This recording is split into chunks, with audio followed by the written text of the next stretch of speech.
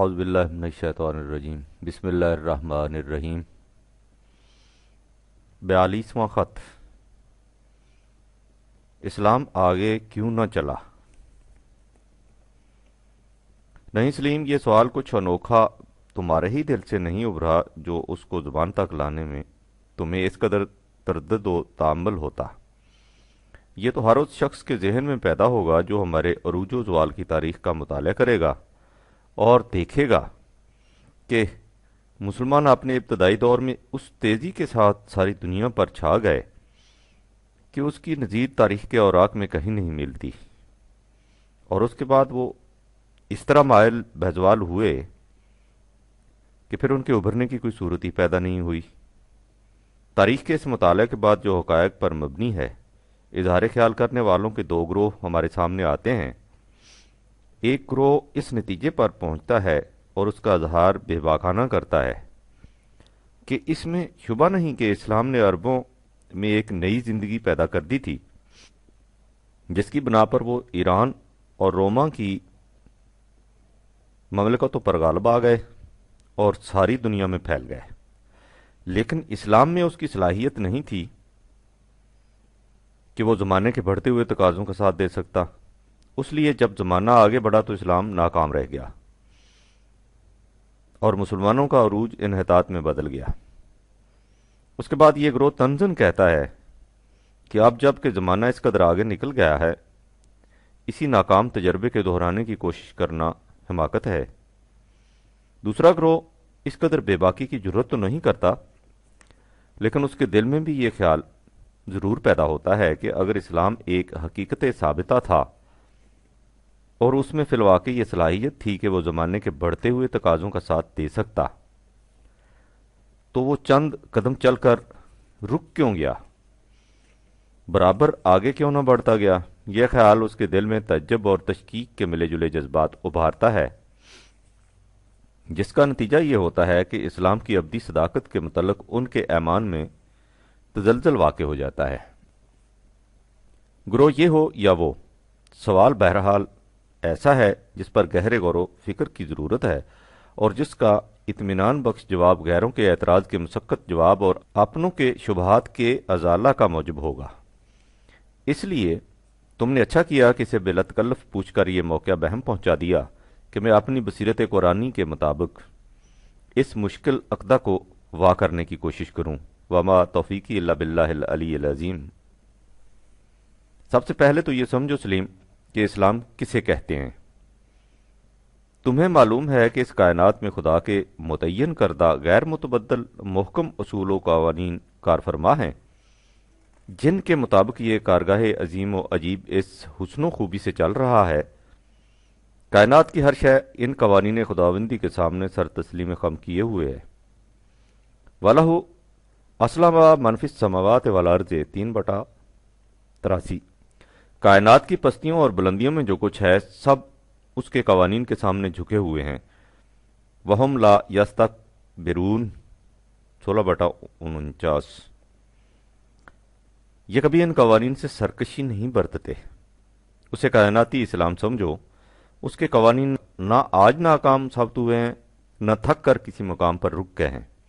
یہ برابر آگے بڑھتے چلے جا رہے ہیں اور ان میں کسی قسم کا کوئی سکم یا خلفشار نہیں۔ ما ترا فی خلق الرحمن من تفاوت 67/3۔ تخلیق خداوندی میں تم کوئی جھول نہیں پاؤ گے۔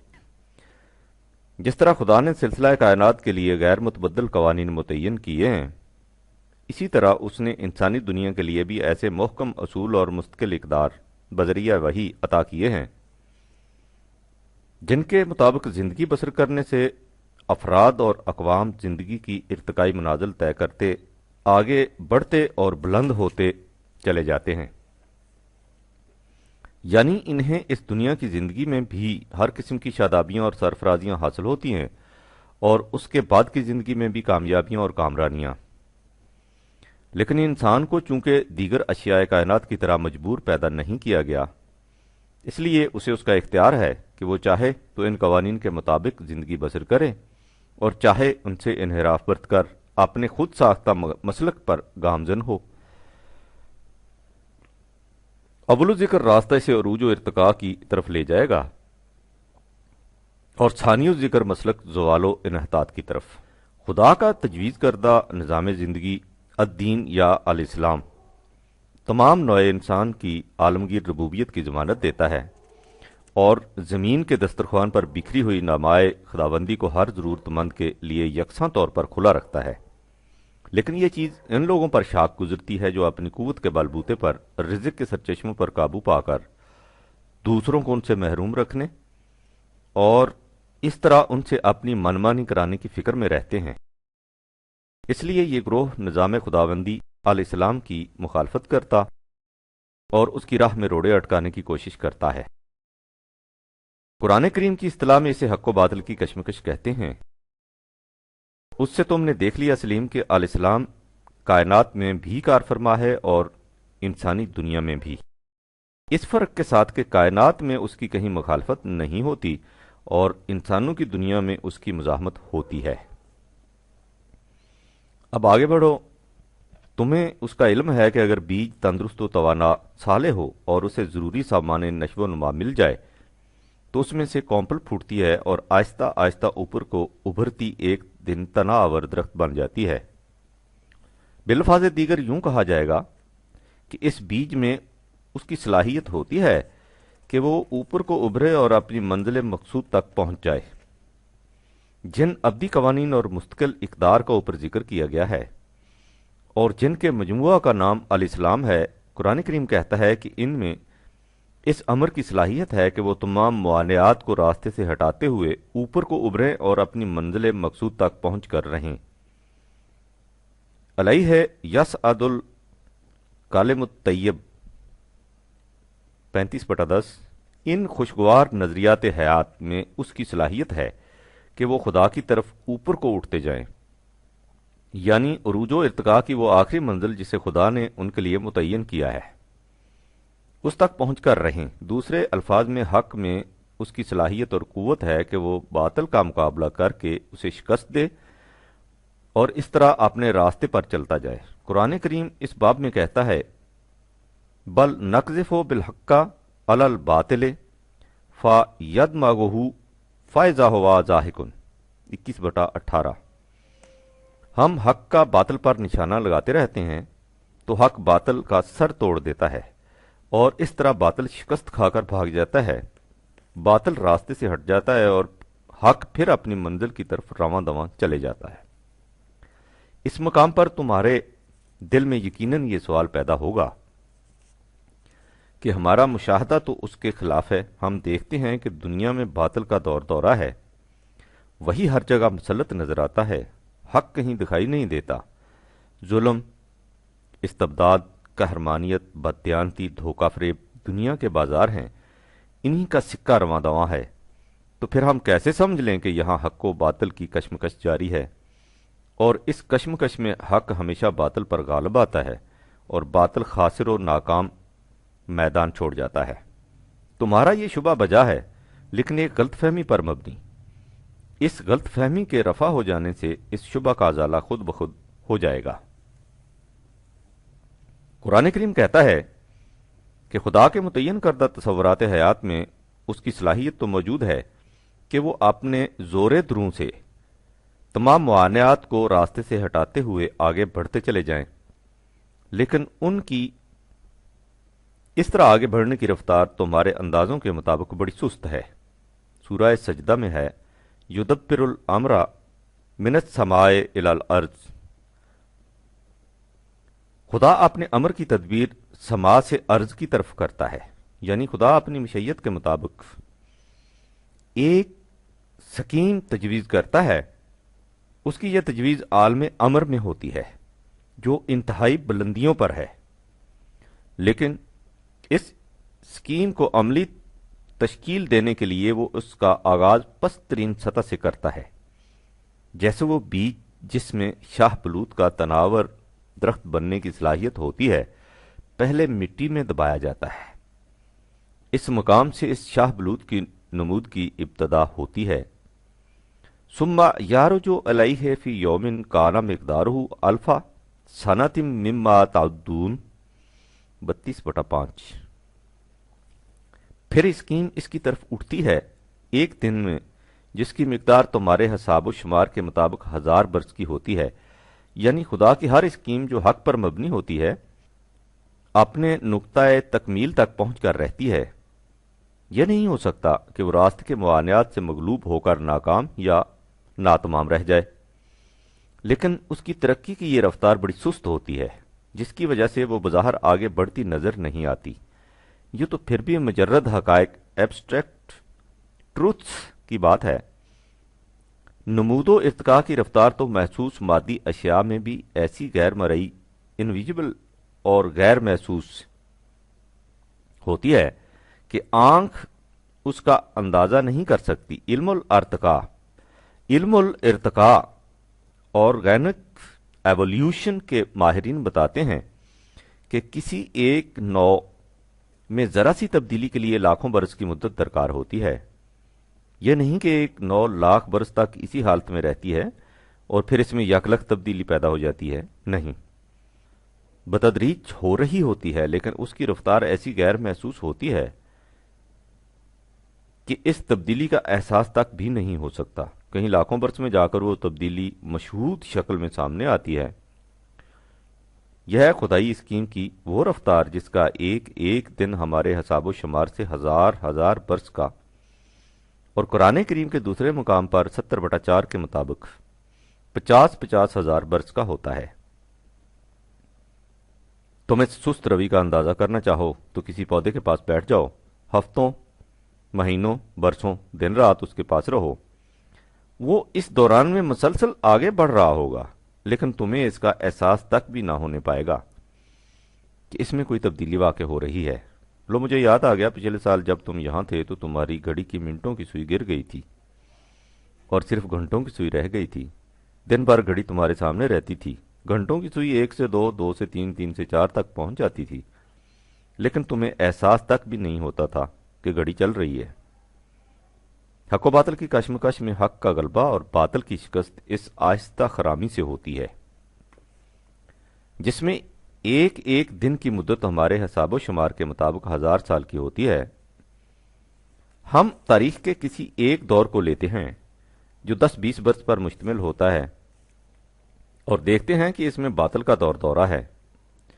اس سے ہم اس نتیجہ پر پہنچ جاتے ہیں کہ غلبہ باطل ہی کا رہتا ہے۔ اگر ہم 1000 سال کی تاریخ کا دکھتے نظر سے مطالعہ کریں تو یہ حقیقت ابھر کر سامنے آ جائے گی کہ جب خدا کے متعین کردہ کسی اصول کے ساتھ انسانوں کے خود ساختہ نظام کا ٹکراؤ ہوتا ہے، آخر الامر غلبہ خدائی اصول کو ہوا ہے اور انسانی نظام ناکام رہا ہے۔ اس کی مثالیں ذرا آگے چل کر تمہارے سامنے آئیں گی۔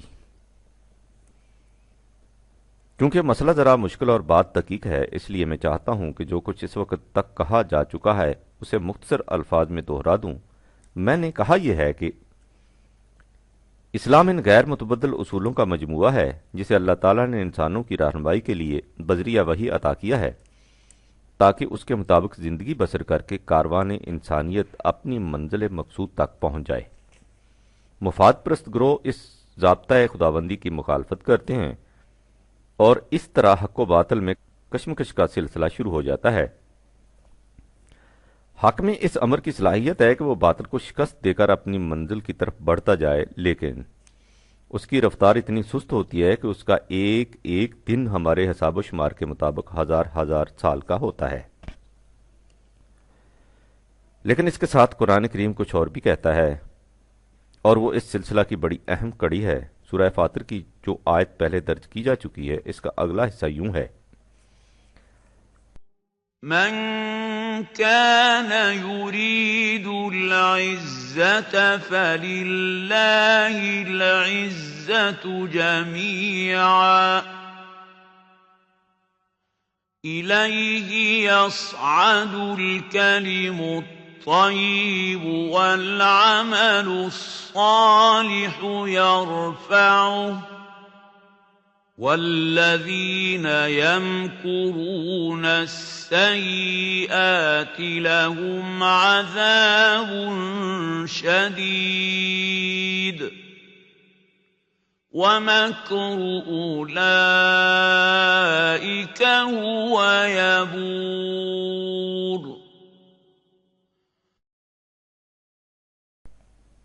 35/10 خوشگوار نظریات زندگی میں اس کی صلاحیت ہوتی ہے کہ وہ اپنے نصب العین کی طرف بلند ہوتے جائیں، لیکن اگر ان کے ساتھ انسان کے اعمال صالحہ کی تائید بھی شامل ہو جائے تو اس سے انہیں مزید ارتفاع بلندی حاصل ہو جاتی ہے۔ اس سے سلیم بات صاف ہوگی، یعنی قوانین خداوندی اپنی عام سست رفتار سے خود بخود چلتے رہتے ہیں، لیکن اگر کبھی ایسا ہو کہ انسانوں کی کوئی جماعت انہیں اپنے ہاں عملاً نافذ کر کے معاشرہ کو ان کے خطوط پر متشکل کر لے تو ان کی رفتار بڑی تیز ہو جاتی ہے، اور ان کے جو نتائج ہزار برس میں جا کر ظہور میں آنے تھے وہ دنوں کے اندر سامنے آ جاتے ہیں۔ یوں سمجھو کہ عام حالات میں انسانی معاشرہ میں تبدیلیاں ارتقائی طور پر بائی ایولیوشن نمودار ہوتی ہیں، لیکن انسانی جماعت کی رفاقت سے یہ تبدیلیاں انقلابی طور پر ظہور میں آ جاتی ہیں، یا علم الارتقاء کی اصطلاح میں یہ تبدیلیاں فجائی ارتقاء سے بائی ایمرجنٹ ایولیوشن نمودار ہو جاتی ہیں۔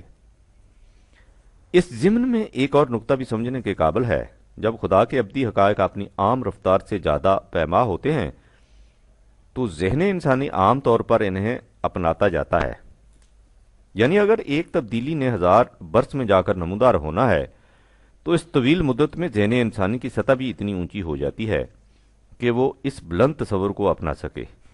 لیکن جب کسی خاص جماعت کے اعمال صالحہ سے یہ حقائق غیر معمولی رفتار سے آگے بڑھ جائیں تو اس جماعت سے باہر کے انسانوں کی ذہنی سطح اتنی اونچی نہیں ہوتی کہ وہ ان حقائق کے ہمدوش ہو جائے، اس لیے وہ حقائق ان انسانوں کے لیے غیر مانوس رہتے ہیں۔ مثلا اگر ہم کسی بچے کی تعلیم کا سلسلہ جاری کریں اور اس سے بتدریج آگے بڑھاتے چلے جائیں تو وہ ایک دن نہایت آسانی سے ایم اے کے مشکل ترین اسباق کو سمجھ لے گا اور اسے اس کا احساس بھی نہیں ہوگا کہ اس کے سامنے کوئی مشکل سوال آ گیا ہے، لیکن اگر 10ویں جماعت میں ایم اے کا کورس اس کے سامنے رکھ دیا جائے تو اس کا ذہن اسے اپنے لیے غیر مانوس پائے گا۔ اگر ہم چاہیں کہ اسے 10 سال میں ایم اے تک پہنچائیں تو شروع ہی سے اس کی تعلیمی رفتار کو اسی نسبت سے تیز تر کرنا ہوگا، جس کے لیے خاص انتظامات و اہتمامات کی ضرورت ہوگی۔ انسانی عقل کا طریق تجرباتی ہے، وہ ٹرائل اینڈ ایرر سے کسی نتیجہ تک پہنچتی ہے، وہ ایک نظریہ وضع کرتی ہے، پھر اس پر عمل پیرا ہوتی ہے۔ سینکڑوں برس کے تجربات کے بعد جا کر معلوم ہوتا ہے کہ اس نظریہ نے صحیح نتائج پیدا نہیں کیے۔ اس طرح جب وہ نظریہ غلط ثابت ہوتا ہے تو عقل انسانی دوسرا نظریہ وضع کرتی ہے۔ اس طرح پہم تجربات کے بعد کہیں صدیوں میں جا کر وہ صحیح نظریہ تک پہنچتی ہے۔ اس وقت یہ نظریہ اس کے لیے غیر مانوس نہیں ہوتا، اس تمام دوران میں ذہن اسے اپنا چکا ہوتا ہے۔ اس کے برعکس وحی خداوندی کی روح سے صحیح نظریات زندگی بیک وقت انسانوں کے پاس آ جاتے ہیں۔ اس لیے انسانی ذہن کو ان سے مانوس کرنے کے لیے خاص کوشش کی ضرورت ہوتی ہے۔ اس کی تفصیل ذرا آگے چل کر سامنے آئے گی۔ اس طویل تمہید کے بعد سلیم تم اصل سوال کی طرف آؤ۔ خدا کے ابدی قوانین علیہ السلام اپنی معمولی رفتار سے خرامہ چلے آ رہے تھے۔ جس حد تک ذہن انسانی انہیں اپنا چکا تھا وہ اس حد تک ان سے مانوس تھا، ان کا باقی حصہ ہنوز ان کی دسترس سے باہر تھا۔ اتنے میں سرزمین عرب میں نبی اکرم کا ظہور قدسی ہوا۔ اللہ تعالیٰ نے اپنے ابدی قوانین علیہ السلام کا مجموعہ بذریعہ وحی حضور کو عطا فرمایا۔ ان قوانین کا جو حصہ ہنوز ذہن انسانی کی دسترس سے باہر تھا، حضور کے مخاطبین نے اسے اپنے لیے غیر مانوس پایا اور اس کی مخالفت شروع کر دی۔ آپ نے اپنی بے مثال تعلیم اور بے نظیر عمل سے اسے سمجھانے کی کوشش کی کہ وہ حقائق کس طرح سے شرف انسانیت کے ضامن اور اس کی فلاح و بہبود کے کفیل ہیں۔ جن سعید روحوں نے اپنے تعصب کو ایک طرف رکھ کر انہیں سمجھنے کی کوشش کی، ان کی سمجھ میں یہ بات آ گئی اور وہ حضور سے متفق ہو گئے۔ اس طرح مومنین کی جماعت حضور کے گرد جمع ہوتی چلی گئی۔ اس جماعت کے اعمال صالحہ تعمیری پروگرام نے خدا کے ابدی حقائق کی رفتار میں تعجب انگیز تیزی پیدا کر دی، اور دیکھتے ہی دیکھتے ان سے ایسے محیر العقول نتائج مرتب ہو کر سامنے آئے کہ تاریخ کے اوراق میں اس کی مثال نہیں ملتی۔ یہ کچھ کسی مافوق الفطرت یا غیر معمولی اسباب کی روح سے ظہور میں نہیں آیا تھا، یہ خدا کے اسی ابدی قانون کے مطابق ہوا تھا جس کے متعلق اس نے کہا تھا کہ علیہ یسعد الکلم الطیب والعمل الصالح یرفعہ۔ خوشگوار نظریات حیات اپنے زور دروں سے اس کی طرف اٹھتے چلے جاتے ہیں، اور انسانوں کے اعمال صالح انہیں طرفہ بلندی عطا کر دیتے ہیں۔ یہ سب کچھ اس جماعت کے اعمال صالح کی روح سے ہوا تھا، جنہوں نے ان قوانین کی رفتار میں ایسی غیر معمولی تیزی پیدا کر دی تھی کہ ان کے جو نتائج کئی ہزار برس میں جا کر محسوس طور پر سامنے آنے تھے وہ چند دنوں میں مشہود ہو گئے۔ اگر یہ سلسلہ اسی طرح قائم رہتا تو یہ حقائق اسی تیز رفتاری سے آگے بڑھتے چلے جاتے، اور سوچو سلیم کہ اس طرح انسان اس وقت تک کہاں پہنچا ہوتا، لیکن تھوڑے ہی عرصہ بعد یہ سلسلہ منقطع ہو گیا۔ انسانی جماعت کے اعمال صالح ان حقائق کے ساتھ نہ رہے، لہذا ان حقائق نے پھر اپنی سابقہ معمولی رفتار سے چلنا شروع کر دیا۔ یہ تھوڑا سا زمانہ جس میں ان حقائق کے نتائج انسانی حساب و شمار کے مطابق سامنے آ گئے تھے، وہ زمانہ ہے جس کے متعلق دنیا کے مورخین اور مفکرین یہ کہتے ہیں کہ اسلام صرف اس وقت تک کامیاب رہا، اس کے بعد ناکام ہو گیا۔ حالانکہ جو کچھ فی الحقیقت ہوا وہ صرف اس قدر ہے کہ اسلام اپنی معمولی رفتار ہزار برس کے ایک ایک دن سے چلا آ رہا تھا، درمیان میں اسے خارجی قوت مل گئی جس سے اس کی رفتار میں غیر معمولی تیزی پیدا ہو گئی، بعد میں وہ خارجی قوت الگ ہو گئی اور اسلام پھر وہی اپنی سابقہ رفتار سے چلنے لگ گیا۔ باللفاظ دیگر نہر اپنی معمولی رفتار سے بہہ رہی تھی، ایک مقام پر ٹھوکر کی وجہ سے اس کی رفتار غیر معمولی طور پر تیز ہو گئی۔ جب یہ خارجی تحریک امپورٹس ختم ہو گیا تو وہ اپنی سابقہ رفتار سے بہنے لگ گئی۔ یہ کہنا کہ نہر صرف اتنے وقت تک بہتی رہی جب تک اس کی لہروں سے اس کی رفتار محسوس طور پر نظر آتی تھی، اور اس کے بعد جوئے رواں کی بجائے ساکت و ساکن جوہر بن گئی، کم نگہی کی دلیل ہے۔ جو کچھ اوپر کہا گیا ہے اس میں 3-4 باتیں مزید غور کے قابل ہیں۔ وہ کیا چیز تھی جس سے اس خاص دور میں انسانوں کی ایسی جماعت پیدا ہو گئی جس کے اعمال صالح خدائی قوانین کے لیے اس قدر تحرک کا موجب بن گئے؟ بعد میں وہ چیز باقی کیوں نہ رہی؟ اگر وہ چیز باقی نہیں رہی تو پھر اس زمانے کے عام انسانی ذہن نے ان بلند حقائق کو اپنا کیوں نہ لیا، اور اس کا کیا ثبوت ہے کہ یہ قوانین خداوندی بعد میں پھر اپنی سابقہ رفتار سے چلنے لگ گئے اور اب تک چلے جا رہے ہیں؟ یعنی یہ نہر جوئے رواں ہے، ساکن جوہر نہیں، جو ایک مقام پر رک کر کھڑی ہو گئی ہو اور آگے چلنے کے قابل نہ رہی ہو۔ یہ سوالات ایسے ہیں جو بڑے گہرے غور و تدبر کے محتاج ہیں، اس لیے ان کے متعلق جو کچھ کہا جائے گا اسے بڑی توجہ سے سمجھنے کی کوشش کرنا۔ سب سے پہلے شق اول کو لو، یعنی اس سوال کو کہ وہ کیا چیز تھی جس سے اس خاص دور میں انسانوں کی ایسی جماعت پیدا ہو گئی جس کے اعمال صالح سے خدائی قوانین کو ایسی تقویت مومنٹم مل گئی۔ یہ چیز سلیم بڑی صاف اور سیدھی تھی۔ قرآن کریم نے اسے چند الفاظ میں بیان کر دیا ہے، جہاں کہا گیا ہے کہ نبی اکرم کا طریق عمل یہ تھا، یتلو علیہم آیاتہ یزکیہم ویعلمہ الکتاب والحکمہ۔ 63/2۔ اس پروگرام کے 3 حصے ہیں۔ پہلا حصہ یہ کہ آپ لوگوں کے سامنے قرآن پیش کرتے تھے، یعنی جن لوگوں کو اس تحریک میں شامل ہونے کی دعوت دی جاتی تھی ان کے سامنے قرآن کریم اور خالص قرآن کریم پیش کیا جاتا تھا۔ اس میں انسانی خیالات، تصورات، نظریات، معتقدات کی قطعاً آمیزش نہیں ہوتی تھی۔ نبی اکرم کو خدا کی طرف سے قرآن کریم ملتا تھا اور اسی کو لوگوں کے سامنے پیش کیا جاتا تھا۔ یہ دعوت علی وجہ البصیرت دی جاتی تھی۔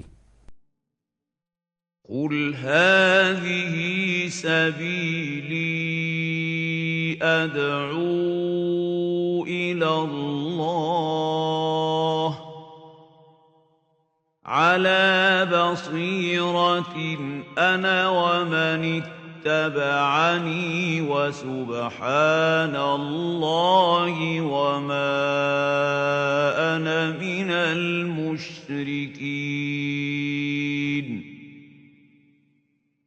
12/108 میں اور میرے متبعین خدا کی طرف دعوت علی وجہ البصیرت دیتے ہیں، یعنی قرآن کریم کو دلائل و براہین اور علم و بصیرت کی بنا پر پیش کیا جاتا تھا، اسے نہ معجزات کے زور سے منوایا جاتا تھا اور نہ کسی کے سر پر تلوار رکھ کر اسے مسلمان ہونے پر مجبور کیا جاتا تھا۔ جو لوگ اس طرح علی وجہ البصیرت دل و دماغ کے پورے اطمینان کے ساتھ قرآن کریم کی صداقت کو تسلیم کر لیتے، ان کی تعلیم و تربیت کا سلسلہ ہو جاتا۔ نبی اکرم انہیں سمجھاتے کہ خدا کے احکام و قوانین الکتاب کیا ہیں اور ان کی غرض و غایت الحکمت کیا ہے۔ اس طرح انہیں الاسلام کے غیر متبدل اصولوں کی روشنی میں اپنی عقل و فکر سے کام لینے اور پیش آمدہ معاملات کا حل دریافت کرنے کے طور طریقے سکھائے جاتے۔ اس کے ساتھ ہی صحیح آزادی کی ایسی فضا پیدا کی جاتی جس سے ان کی ذات، پرسنالٹی کی نشو و نما تزکیہ نفس ہوتی جاتی، ان کی ذہنی اور قلبی صلاحیتوں میں بالیدگی پیدا ہوتی۔ انہوں نے اس سے بیشتر انسانوں کی خود ساختہ رسوم و قیود کی زنجیروں میں اپنے آپ کو جکڑ رکھا تھا، وہ سب ایک ایک کر کے ٹوٹ جاتی اور وہ محسوس کر لیتے کہ وہ دنیا میں نہ کسی انسان کے محکوم ہیں نہ محتاج۔ قرآنی معاشرہ میں کوئی کسی کا محکوم و محتاج نہیں ہوتا، اس سے ان کی ذات کی نشو و نما ہوتی۔ یہ تھا وہ سیدھا سادہ پروگرام جس سے نبی اکرم نے ایک ایسی جماعت پیدا کر دی جس کے اعمال صالح قوانین خداوندی کی رفتار میں اس قدر مہیر العقول تیزی پیدا کرنے کا موجب بن گئے تھے، اور اس طرح ایک ایسا معاشرہ قائم ہو گیا تھا جس میں اسلام کے درخشندہ و تابناک نتائج چند دنوں میں دنیا کے سامنے آ گئے تھے۔ اس مقام پر اتنا سمجھ لینا ضروری ہے کہ جتنے لوگ نبی اکرم کی زندگی میں مسلمان ہو گئے تھے، اگرچہ اصطلاح میں ان سب کو صحابہ کہتے ہیں، ان سب کو تعلیم و تربیت نبوی سے استفادہ کے یکساں مواقع حاصل نہیں ہوئے تھے۔ قرآن کریم اس حقیقت کو واضح انداز میں بیان کرتا ہے۔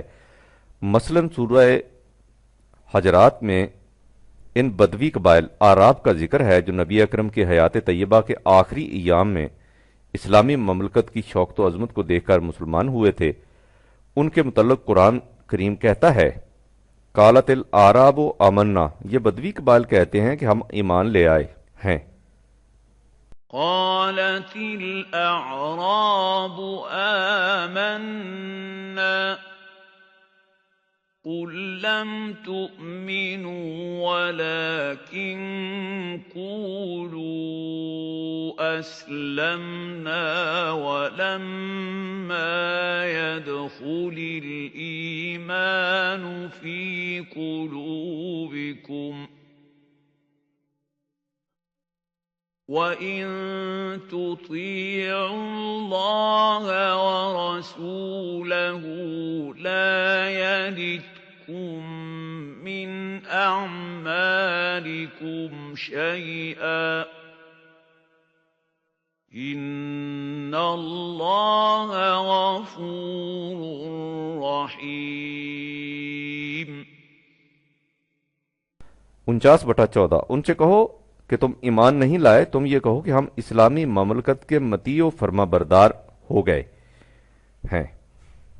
ایمان تمہارے دل کی گہرائیوں میں نہیں اترا، یہ تو بدوی قبائل کے متعلق تھا۔ خود قریش کے متعلق جو صلح حدیبیہ یا فتح مکہ کے بعد مسلمان ہوئے تھے، فرمایا وَمَا لَكُمْ أَلَّا تُنْفِقُوا فِي سَبِيلِ اللَّهِ وَلِلَّهِ مِيرَاثُ السَّمَاوَاتِ وَالْأَرْضِ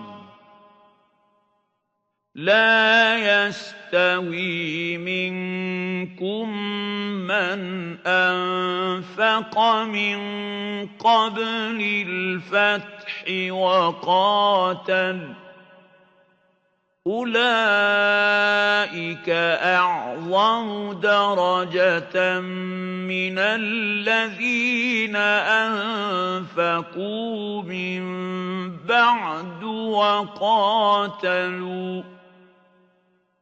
وَكُلًّا وَعَدَ اللَّهُ الْحُسْنَى وَاللَّهُ بِمَا تَعْمَلُونَ خَبِيرٌ۔ 57/10 تم میں سے جن لوگوں نے فتح سے پہلے راہ خدا میں اپنا مال خرچ کیا اور لڑائیاں لڑیں، اور جنہوں نے فتح کے بعد اپنا مال خرچ کیا اور لڑائیاں لڑیں، یہ دونوں گروہ برابر نہیں ہو سکتے۔ اول ذکر کے درجات ثانی ذکر کے مقابلہ میں بہت بلند ہیں۔ اگرچہ اسلام کی برکات و حسنات کے سلسلہ میں اللہ کے وعدے دونوں کے ساتھ ہیں، یہ بلند مدارج کے حامل وہ حضرات ہیں جنہیں قرآن کریم نے مومن حقہ کہہ کر پکارا ہے۔ سورہ انفال میں ہے، والذین آمنوا وهاجروا وجاهدوا في سبيل الله والذین آووا ونصروا أولئك هم المؤمنون حقا لهم مغفرة ورزق کریم۔ 8/74 اور جو لوگ ایمان لائے انہوں نے ہجرت کی اور اللہ کی راہ میں ہر قسم کا جہاد کیا، اور وہ لوگ جنہوں نے ان مہاجرین کو پناہ دی اور دین کے استحکام میں ہر قسم کی مدد کی، یہی لوگ ہیں پکے اور سچے مومن۔ ان کے لیے ہر تقریب سے حفاظت کا سامان اور باعزت رزق ہے۔ جنہوں نے ان کے بعد ہجرت کی اور جہاد کیا، ان کے متعلق کہا گیا کہ فَأُولَٰئِکَ مِنکُم 8/75 وہ بھی تم میں سے ہی ہیں۔ یہی اول الذکر وہ السابقون الاولون 9/100 ہیں جنہیں قرآن مجید نے محمد الرسول اللہ والذین معہ کہہ کر پکارا 48/29۔ اور شجر اسلام کی آبیاری میں ان کی خدمات جلیلہ کو وجہ و مسرت کے عالم میں سراہا 48/29۔ اس سے تم یہ نہ سمجھ لینا تسلیم کے بعد کہ مسلمانوں کے ایمان و عمل کی قرآن کریم نے تعریف نہیں کی۔ جنہوں نے ان سابقون الاولون کی حسن کارانہ انداز سے پیروی کی، ان کے متعلق بھی قرآن کریم نے کہا ہے رضی اللہ عنہم ورضوا عنہ 9/100 اللہ ان سے راضی ہوا اور وہ اللہ سے راضی ہو گئے۔ جو کچھ میں نے اوپر کہا ہے اس سے بتانا یہ مقصود ہے کہ اس جماعت میں بعد میں شریک ہونے والوں میں وہ لوگ بھی تھے جو اس انداز سے اسلام نہیں لائے تھے جس انداز سے السابقون الاولون ایمان لائے تھے۔ نیز بعد میں آنے والوں کو تعلیم نبوی سے نسبتاً کم حصہ ملا۔ السابقون الاولون برسوں کے غور و فکر کے بعد اسی وقت ایمان لائے تھے جب ایمان لانے کے معنی اپنے آپ کو دنیا بھر کی مخالفت کا نشانہ بنا لینا اور ہر قسم کی مصیبتوں سے دوچار ہونا تھا۔ ظاہر ہے کہ اس قسم کا ایمان اسی صورت میں لایا جا سکتا تھا جب انسان انتہائی غور و فکر کے بعد صداقت کو پہچان لے، لیکن جب اسلامی مملکت قائم ہو گئی تھی اور مسلمانوں کو ہر طرف غلبہ حاصل ہو رہا تھا، اس وقت ایمان لانا قرآن کریم کے الفاظ میں اپنے آپ کو اسلامی مملکت کے سامنے سرنڈر کر دینے کے مترادف تھا۔ یہ تو تھا ان دو گروہوں کے ایمان لانے کے محرکات کا فرق۔ اس کے ساتھ دوسرا اہم فرق یہ بھی تھا کہ بعد میں مسلمان ہونے والوں کو تعلیم و تربیت نبوی سے استفادہ کا بہت کم موقع ملا تھا۔ اگلی شک کو سامنے لاؤ، یعنی اس سوال کو کہ جس پروگرام کے مطابق نبی اکرم نے اس قسم کی جماعت مومنین پیدا کر دی تھی، وہ پروگرام آگے کیوں نہ چلا؟ اس سلسلہ میں تم نے اکثر لوگوں کو یہ کہتے سنا ہوگا کہ صاحب وہ تو رسول کی منفرد شخصیت تھی جس نے اپنی بے مثال روحانی قوتوں سے اس قسم کا انقلاب پیدا کر دیا تھا۔ یہ رسول کے علاوہ دوسرے انسانوں کے بس کی بات ہی نہ تھی، اس لیے جب رسول اللہ دنیا سے تشریف لے گئے تو یہ سلسلہ منقطع ہو گیا۔ یہ سلیم بہت بڑی غلط فہمی ہے جسے دل سے نکالنا نہایت ضروری ہے۔ اگر یہ خیال دل میں باقی رہے تو اس کا صرف اتنا ہی نتیجہ نہیں ہوتا کہ یہ تسلیم کرنا پڑتا ہے کہ رسول اللہ کی وفات کے بعد یہ سلسلہ آگے نہیں چل سکتا تھا۔ اس سے یہ بھی ماننا پڑتا ہے اب اگر ہم لاکھ چاہیں تو بھی اسلام کو دوبارہ زندہ نہیں کر سکتے۔ اس تصور کا نتیجہ ناامیدی جاوید ہوتا ہے، یعنی اس حالت کو سنوارنے اور مستقبل کو روشن کرنے کی طرف سے ابدی مایوسی۔ یہ جو ہم میں ہر صدی کے بعد خدا کی طرف سے مجدد کی آمد یا آخری زمانے میں ظہور مہدی کا عقیدہ آ گیا ہے، یہ اسی مایوسی کا پیدا کرتا ہے۔ قرآن کریم میں ختم نبوت کے بعد کسی کے آنے کا ذکر نہیں، اور یہ جو ہمارے ہاں آئے دن نبوت کے دعوے ہوتے رہتے ہیں، ان کا بنیادی سبب بھی یہی غلط تصور ہے کہ اسلام کا احیاء نبی کے بغیر ہو نہیں سکتا۔ لہٰذا اس غلط تصور کا ذہن سے نکالنا از بس ضروری ہے کہ اسلام نے جو کچھ کر کے دکھایا تھا وہ نبی اکرم کی مافوق الفطرت قوتوں کا نتیجہ تھا۔ آپ کے بعد نہ وہ سلسلہ باقی رہ سکتا تھا، نہ اب اس کا احیاء ہو سکتا ہے۔ اللہ تعالیٰ نے نبی اکرم کی زبان مبارک سے جو کہلوایا ہے کہ قل انما انا بشر مثلكم يوحى الي انما الهكم اله واحد فمن كان يرجو لقاء ربه فليعمل عملا صالحا ولا يشرك بعبادة ربه أحدا۔ 18/110 حقیقت یہ ہے کہ میں تمہارے جیسا ایک انسان ہوں، اس فرق کے ساتھ کہ مجھ پر خدا کی طرف سے وحی ہوتی ہے۔ تو یہ اس بنیادی غلط فہمی کو دور کرنے کے لیے ہے۔ قرآن کریم نے بتایا ہے کہ نبی اکرم کو خدا کی طرف سے وحی ملتی تھی۔ حضور کی یہ وہ خصوصیت تھی جس میں کوئی دوسرا شریک نہیں ہو سکتا تھا۔ یہ خصوصیت مافوق الفطرت تھی، لیکن اس کے بعد اسلام کو ایک عملی نظام کی صورت میں متشکل کرنے کے لیے آپ نے جو کچھ کیا وہ کسی مافوق الفطرت قوت کی بنا پر نہیں کیا، وہ بشری حیثیت سے کیا۔ یہی وجہ ہے کہ قرآن کریم بار بار اعلان کرتا ہے کہ حضور کو قرآن کریم کے علاوہ اور کوئی معجزہ نہیں دیا گیا۔ نبی اکرم کی وفات کے بعد خدا کی طرف سے وحی دیے جانے کا سلسلہ تو ختم ہو گیا، لیکن اس وحی کو ایک عملی نظام بنانے کے لیے آپ نے جو کچھ بشری حیثیت سے کیا وہ سلسلہ بدستور آگے چلا۔ خلافت یعنی آپ کی جانشینی اسی حیثیت سے اور اسی مقصد کے لیے تھی۔ یہی وہ حقیقت ہے جسے قرآن کریم نے یہ کہہ کر واضح کر دیا تھا کہ وَمَا مُحَمَّدٌ إِلَّا رَسُولٌ قَدْ خَلَتْ مِن قَبْلِهِ الرُّسُلُ أَفَإِن مَّاتَ أَوْ قُتِلَ انقَلَبْتُمْ عَلَىٰ أَعْقَابِكُمْ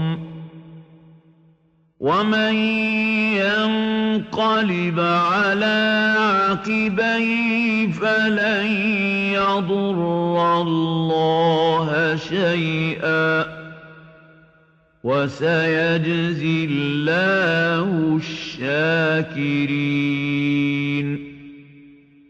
3/144 محمد بجز اینیست کے خدا کا ایک رسول ہے، اس سے پہلے بھی کئی رسول ہو گزرے ہیں، سو اگر یہ کل کو مر جائے یا قتل کر دیا جائے تو کیا تم یہ سمجھ کر کہ یہ سلسلہ تو آپ کی ذات تک ہی محدود تھا اپنی پہلی روش کی طرف پلٹ جاؤ گے؟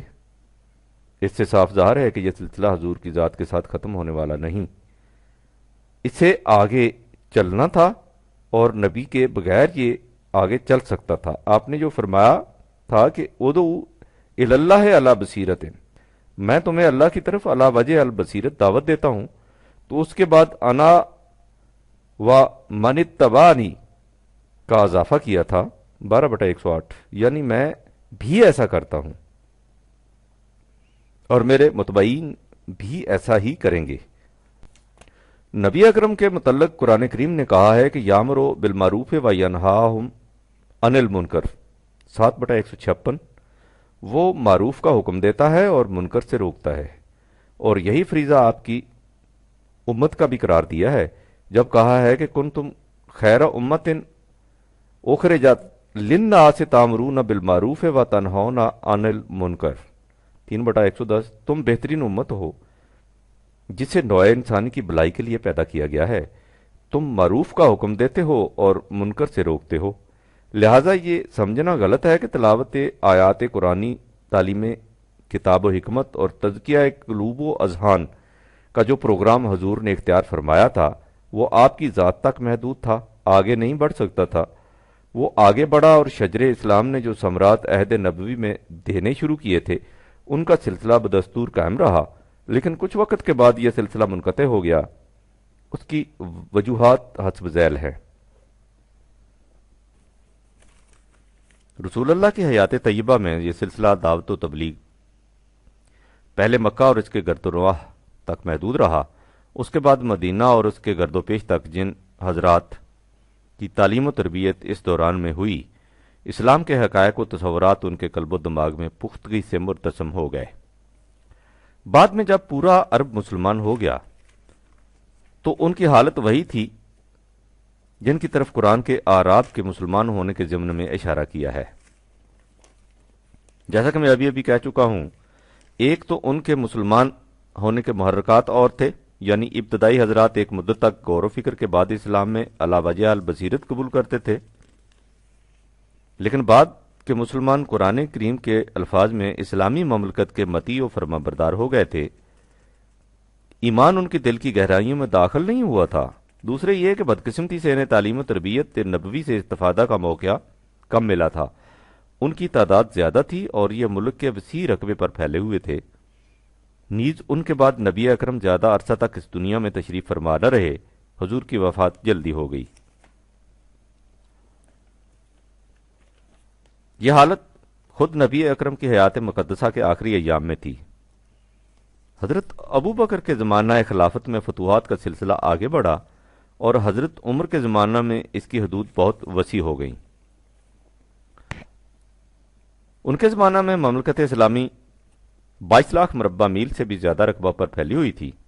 ایران کی پوری مملکت اور روما کا بیشتر حصہ پرچم اسلامی کے زیر سایہ آ گیا تھا۔ اگر ان علاقوں کے باشندے مملکت اسلامی سے صرف معاہدات کرتے اور اپنے مذہب پر قائم رہتے تو صورت حالات اور ہوتی، لیکن یہ سب کے سب مسلمان ہو گئے، اس سے نقشہ بدل گیا۔ ظاہر ہے کہ یہ لوگ بالکل اسی طرح مسلمان ہوئے تھے جس طرح قرآن کریم میں بیان کردہ اعراب مسلمان ہوئے تھے، بلکہ ان کی حالت ان سے بھی کئی گزری تھی۔ وہ تو پھر بھی برسوں سے اپنے گرد و پیش صحیح مسلمانوں کو دیکھ رہے تھے اور اسلامی تصورات کا چرچا سن رہے تھے۔ ان نو مسلموں کو یہ بات بھی میسر نہیں ہوئی تھی۔ ان نو مسلموں کی تعداد اس قدر کثیر، رقبہ اس قدر وسیع اور اس زمانے میں وسائل رسل و رسائل اس قدر محدود، ظاہر ہے کہ ان کی تعلیم و تربیت اس انداز سے ناممکن نہیں تو بے حد مشکل ضرور تھی جس انداز سے السابقون الاولون کی طرف تعلیم و تربیت ہوئی تھی۔ حضرت عمر کو اس کا بڑا خیال تھا اور وہ اس کے متعلق بہت کچھ سوچتے تھے۔ یہی وہ مقامات ہیں جن کی نزاکت اور اہمیت کے پیش نظر قرآن کریم نے سورہ النصر میں یہ کہہ کر تاکید کی ہے کہ اذا جاء نصر اللہ والفتح وَرَأَيْتَ النَّاسَ يَدْخُلُونَ فِي دِينِ اللَّهِ أَفْوَاجًا، جب خدا کی فتح و نصرت آ جائے اور تو دیکھے کہ لوگ خدا کے دین میں فوج در فوج داخل ہو رہے ہیں، تو اس وقت یہ نہ سمجھ لو کہ مقصد پورا حاصل ہو گیا بلکہ ہمارا پروگرام ختم ہو گیا۔ نہیں، اس وقت تو اپنے پروگرام پر اور شدت سے عمل کرنے کی ضرورت ہوتی ہے۔ اس لیے فسبح بحمد ربک کا واستغفرہ انہ کان توابا 110/1-3۔ اس وقت اپنے نشو و نما دینے والے کی حمدیت کے پروگرام میں اور زیادہ سرگرمی دکھاؤ، اس سے حفاظت کا سامان طلب کرو اور اپنی رحمت کے ساتھ تمہاری طرف رجوع کرنے والا۔ حضرت عمر کو اس قدر احساس تھا کہ ابن حزم کی تحقیق کے مطابق آپ نے قرآن کریم کے کم و بیش 1 لاکھ نسخے مملکت کے طویل و عرض میں پھیلا دیے تھے۔ اس کے بعد ان کے سامنے تعلیم و تربیت کا مزید پروگرام بھی تھا، لیکن امت اور اس کے ساتھ عالم انسانیت کی انتہائی بدقسمتی قبل اس کے کہ وہ اپنے پیش نظر پروگرام کو عمل میں لاتے، وہ غیر متوقع طور پر بے وقت شہید کر دیے گئے۔ 9 مسلموں کا یہ پورے کا پورا پزاوا ناپختہ رہ گیا۔ ظاہر ہے کہ جب اس قدر کثیر آبادی اس انداز سے ایک نیا دین قبول کرے تو وہ صرف مملکت کی فرمانبرداری کی حد تک نیا دین ہو سکتا ہے۔ ان لوگوں کے معتقدات، تصورات، نظریات سب وہی رہتے ہیں جو پہلے تھے اور صدیوں سے ان میں متوارث چلے آ رہے تھے۔ تم نے سلیم بابا بھیلو خان کو دیکھا تھا، ان کا خاندان 2 پشتوں سے مسلمان تھا، لیکن بابا کی حالت یہ تھی کہ جب چھینک آتی بے ساختہ جے نندی اس کے منہ سے نکل جاتا۔ میں نے اس سے ایک دفعہ پوچھا تو کہنے لگا کہ میاں جے نندی جاتی جاتی جائے گی، الحمدللہ آتی آتی آئے گی۔ یہ بالکل ٹھیک ہے، پرانی جے نندیاں تعلیم و تربیت سے جاتی ہیں، اور ایسا نہ ہو تو پھر یہ اعماق قلب سے بمشکل نکلتی ہیں۔ معاشرہ کے اثر سے ان کے لباس میں تبدیلی آ جاتی ہے، لیکن یہ جاتی نہیں، اور ان کے لباس میں تبدیلی آ جانا اور بھی زیادہ خطرناک ہوتا ہے۔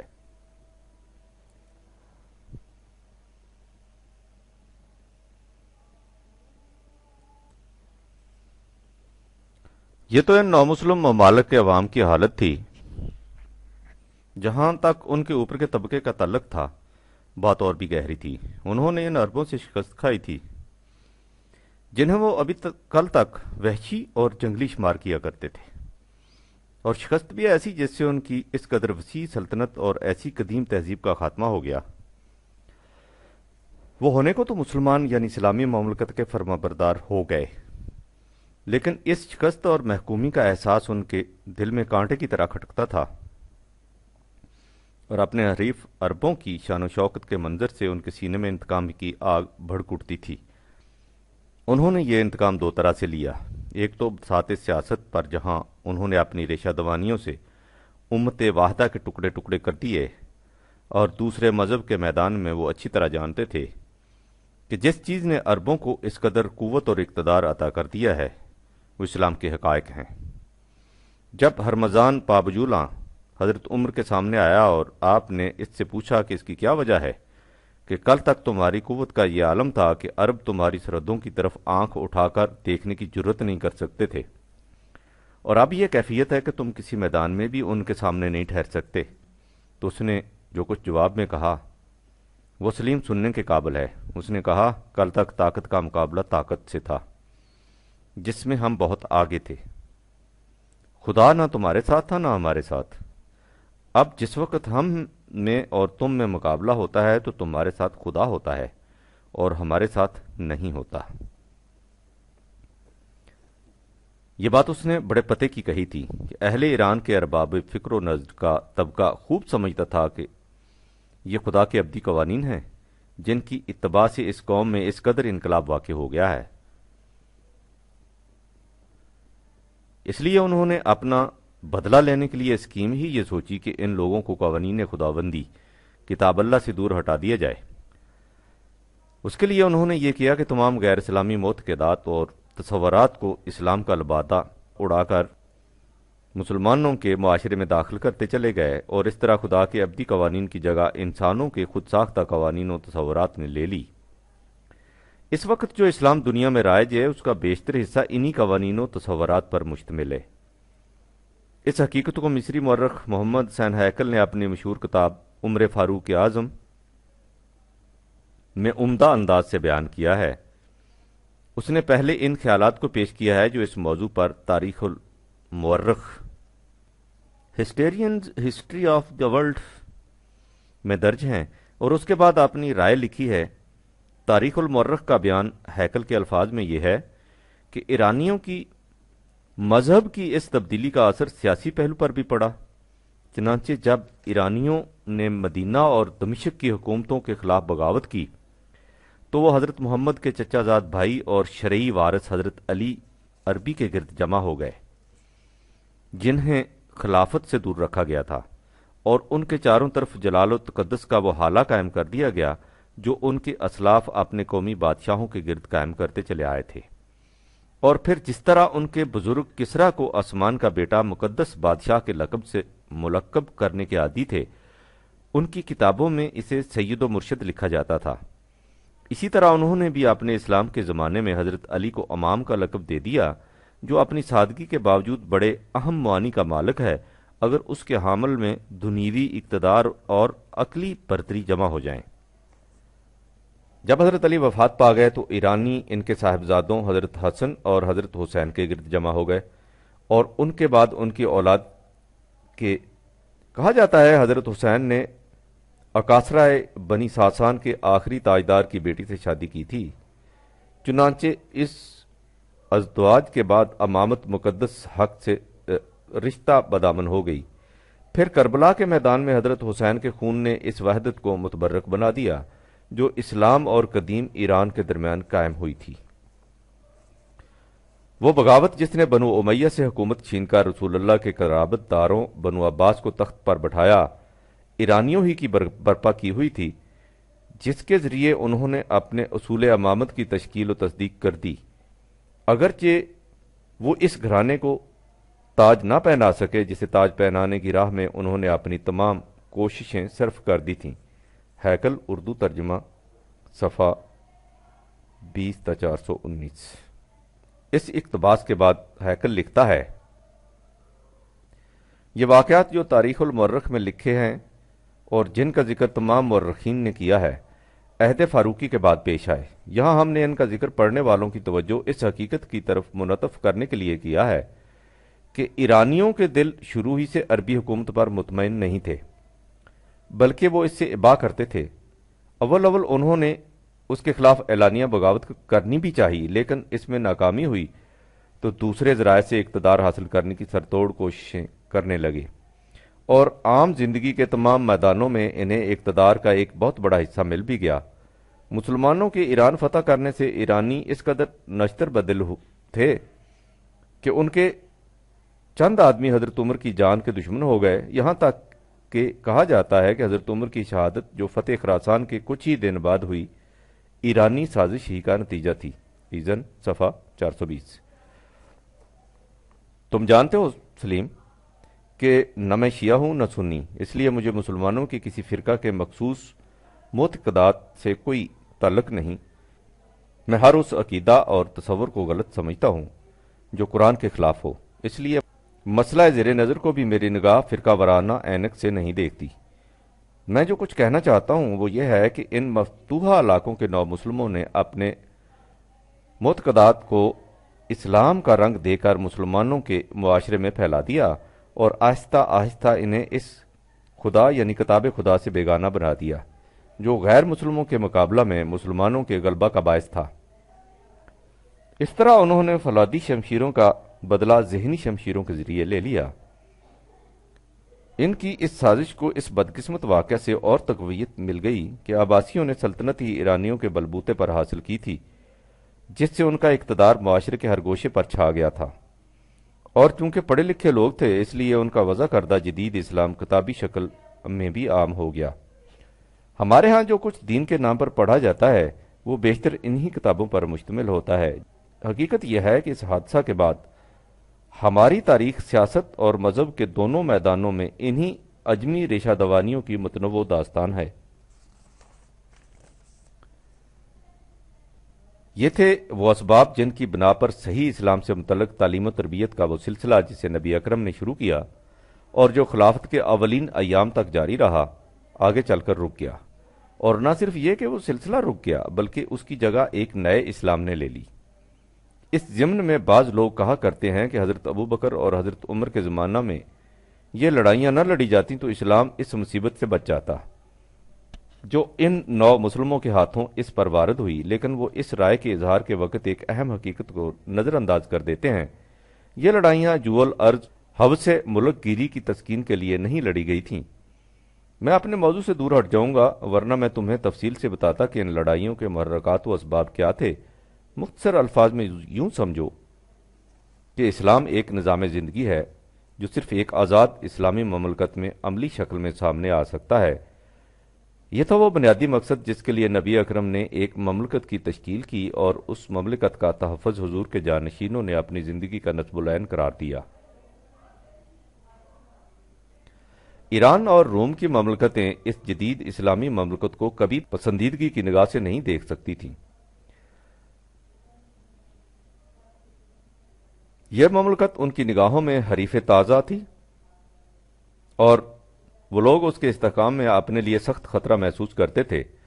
ان کی دلی خواہش تھی کہ وہ اس مملکت کو صفائے ہستی سے مٹا ڈالیں۔ اگر خلافت کے اس دور میں ان مملکتوں کے مشؤوم عزائم کی روک تھام نہ کی جاتی تو اسلامی مملکت کا وجود باقی نہ رہتا، اس مقصد کے لیے جیوش اسلامیہ کا آگے بڑھانا ناگزیر تھا۔ جیسا کہ میں نے پہلے بھی لکھا ہے، اگر یہ ممالک صرف معاہدات کر لیتے تو بھی صورت مختلف ہوتی، لیکن وہاں کے باشندے شباشب مسلمان ہو گئے اور اس سے وہ خرابیاں پیدا ہو گئیں جن کی طرف میں نے اوپر اشارہ کیا ہے۔ اس پر انتہائی بدقسمتی یہ کہ حضرت عمر بے وقت شہید کر دیے گئے۔ اگر وہ کچھ عرصہ اور زندہ رہتے اور ان ممالک میں اسلام مستحکم طور پر رائج ہو جاتا تو پھر اس قدر خطرات پیدا نہ ہوتے۔ اس مقام پر اتنا اضافہ ضروری ہے کہ اسلامی مملکت میں صرف دفاعی جنگ کی شکل ہی پیدا نہیں ہوتی،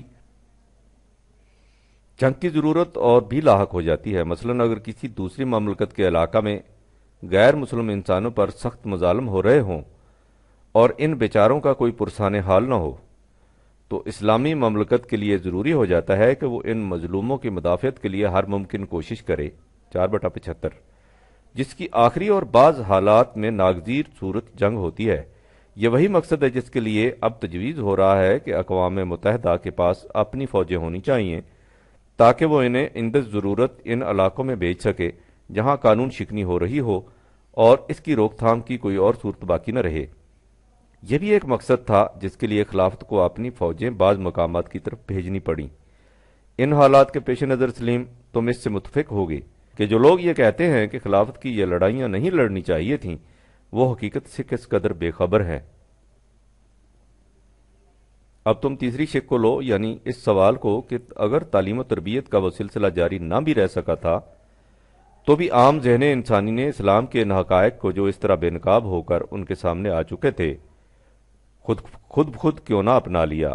اس نے خود ساختہ قوانین کو ان پر کیوں ترجیح دی؟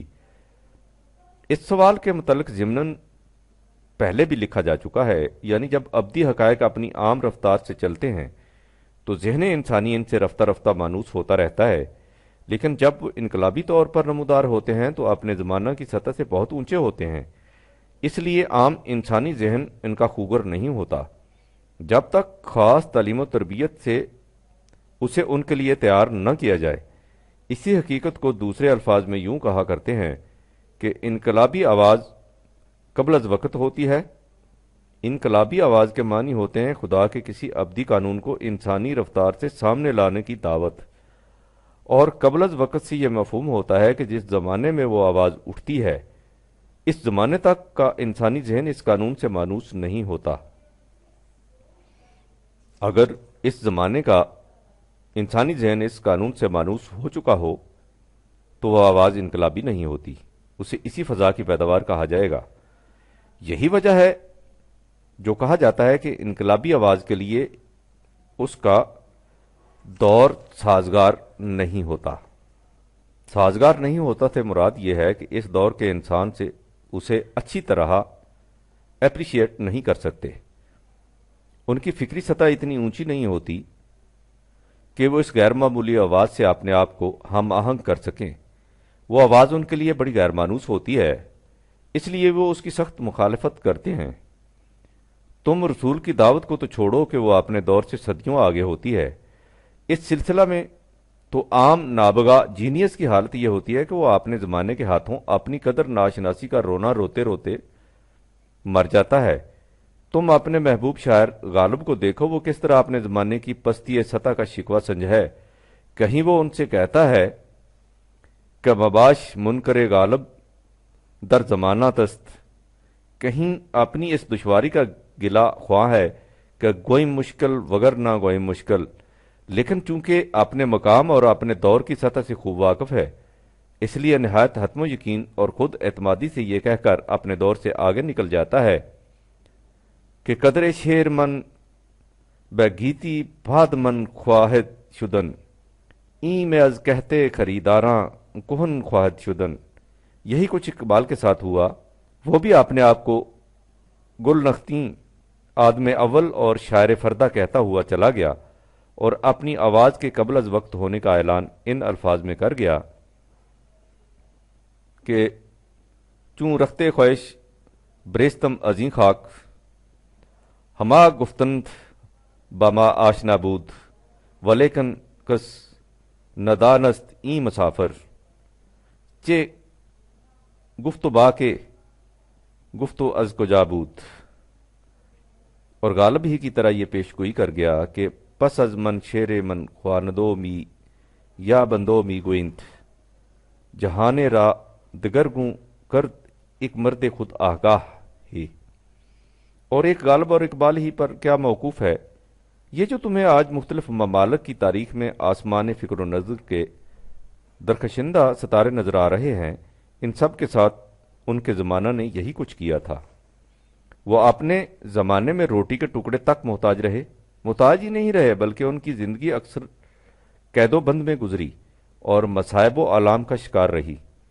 وہ گمنامی کی زندگی جیے یا بدنامی کی موت مرے، لیکن مرنے کے بعد آنے والے زمانے نے ان چیتھڑوں گدڑیوں تک کو ڈھونڈ نکالا جن میں انہوں نے زندگی کے دن کاٹے تھے، اور انہیں عجائب گھروں کی یادگار اور پرستش گاہوں کی زینت بنایا۔ ان کا ایک ایک لفظ سونے کے حروف میں لکھا اور جواہرات کے ترازو میں تولا گیا۔ ان حقائق کی روشنی میں سلیم ذرا اس زمانے کے علمی، ذہنی، فکری، معاشی، معاشرتی، تمدنی، سیاسی اور عمرانی سطح پر غور کرو، جس میں قرآن کریم آیا، اور اس کے بعد انقلاب آفریں پیغام کو دیکھو جو قرآن کریم لایا۔ تمہیں خود معلوم ہو جائے گا کہ وہ پیغام اس زمانے کی سطح سے کس قدر اونچا اور اس دور سے کتنا آگے تھا۔ ذرا سوچو، سلیم کے جس زمانے میں دنیا کی حالت یہ تھی کہ بڑے بڑے مفکرین سے لے کر عام انسانوں تک مندروں اور قربان گاہوں، معبدوں اور خانقاہوں کی پر اسرار عجوبہ پرستیوں کے شکار اور راہبوں، پجاریوں، منتریوں اور کاہنوں کے دام تزویر کے اسیر تھے۔ انہیں کاروبار خداوندی کے براہ راست کار پرداز تصور کرتے تھے۔ اس زمانے میں یہ آواز کہ خدا اور بندے کے درمیان کوئی تیسری طاقت حائل نہیں کس قدر زمانے کی سطح سے اونچی تھی۔ جس زمانے میں ساری دنیا کا معمول یہ تھا کہ راجا کو ایشور کا اوتار، کیسر کو خدائی اختیارات کا حامل اور شہنشاہ کو زمین پر خدا کا سایہ سمجھتی اور ان کی اس نہج پر پرستش کرتی تھی، اس زمانے میں یہ پکار کہ کسی شخص کو اس کا حق حاصل نہیں کہ کسی دوسرے انسان سے اپنا حکم منوائے۔ 3/89۔ اور یہ کہ انسانوں کو اپنے معاملات باہمی مشاورت سے طے کرنے چاہیے۔ 42/38۔ اس دور کے کان کے لیے کس قدر ناآشنا اور اس زمانے کے قلب کے لیے کتنی نامانوس تھی۔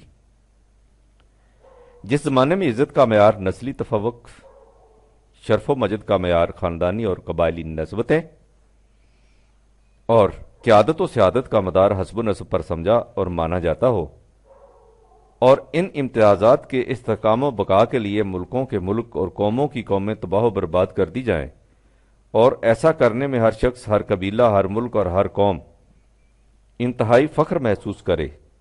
اس زمانے میں یہ پیغام کہ ہر انسانی بچہ پیدائش کے اعتبار سے ایک جیسا ہے۔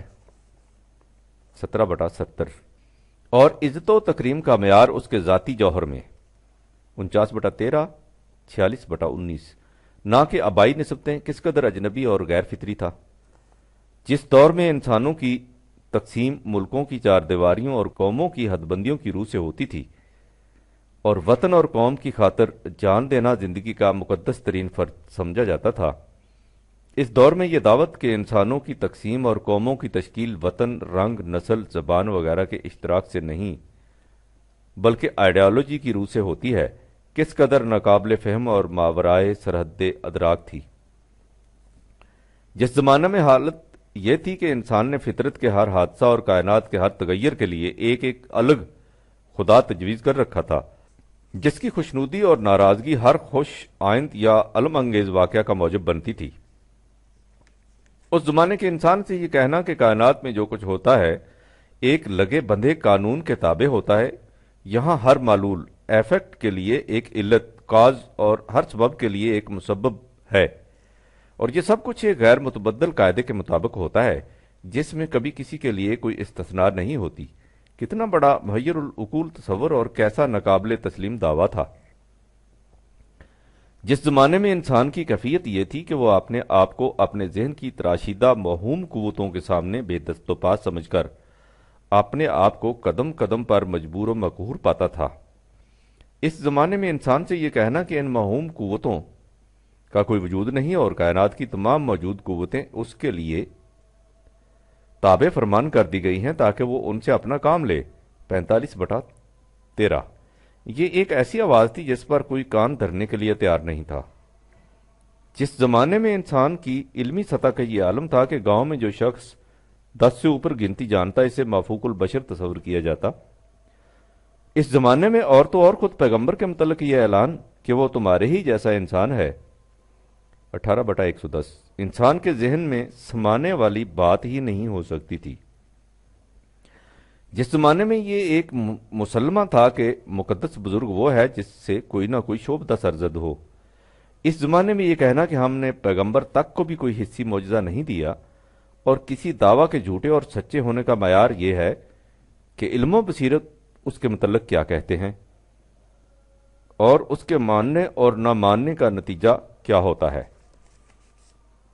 ایک ایسی بات تھی جسے عقل تسلیم ہی نہیں کر سکتی تھی۔ پیغمبر اور معجزہ ہی کوئی نہیں، مذہب کی باتیں اور ان کا مدار عقل و بصیرت پر، شریعت کی رسومات اور ان کی پرکھ نتائج کی روح سے، اسے اگر وہ بولجبی قرار نہ دیتے تو کیا کہتے؟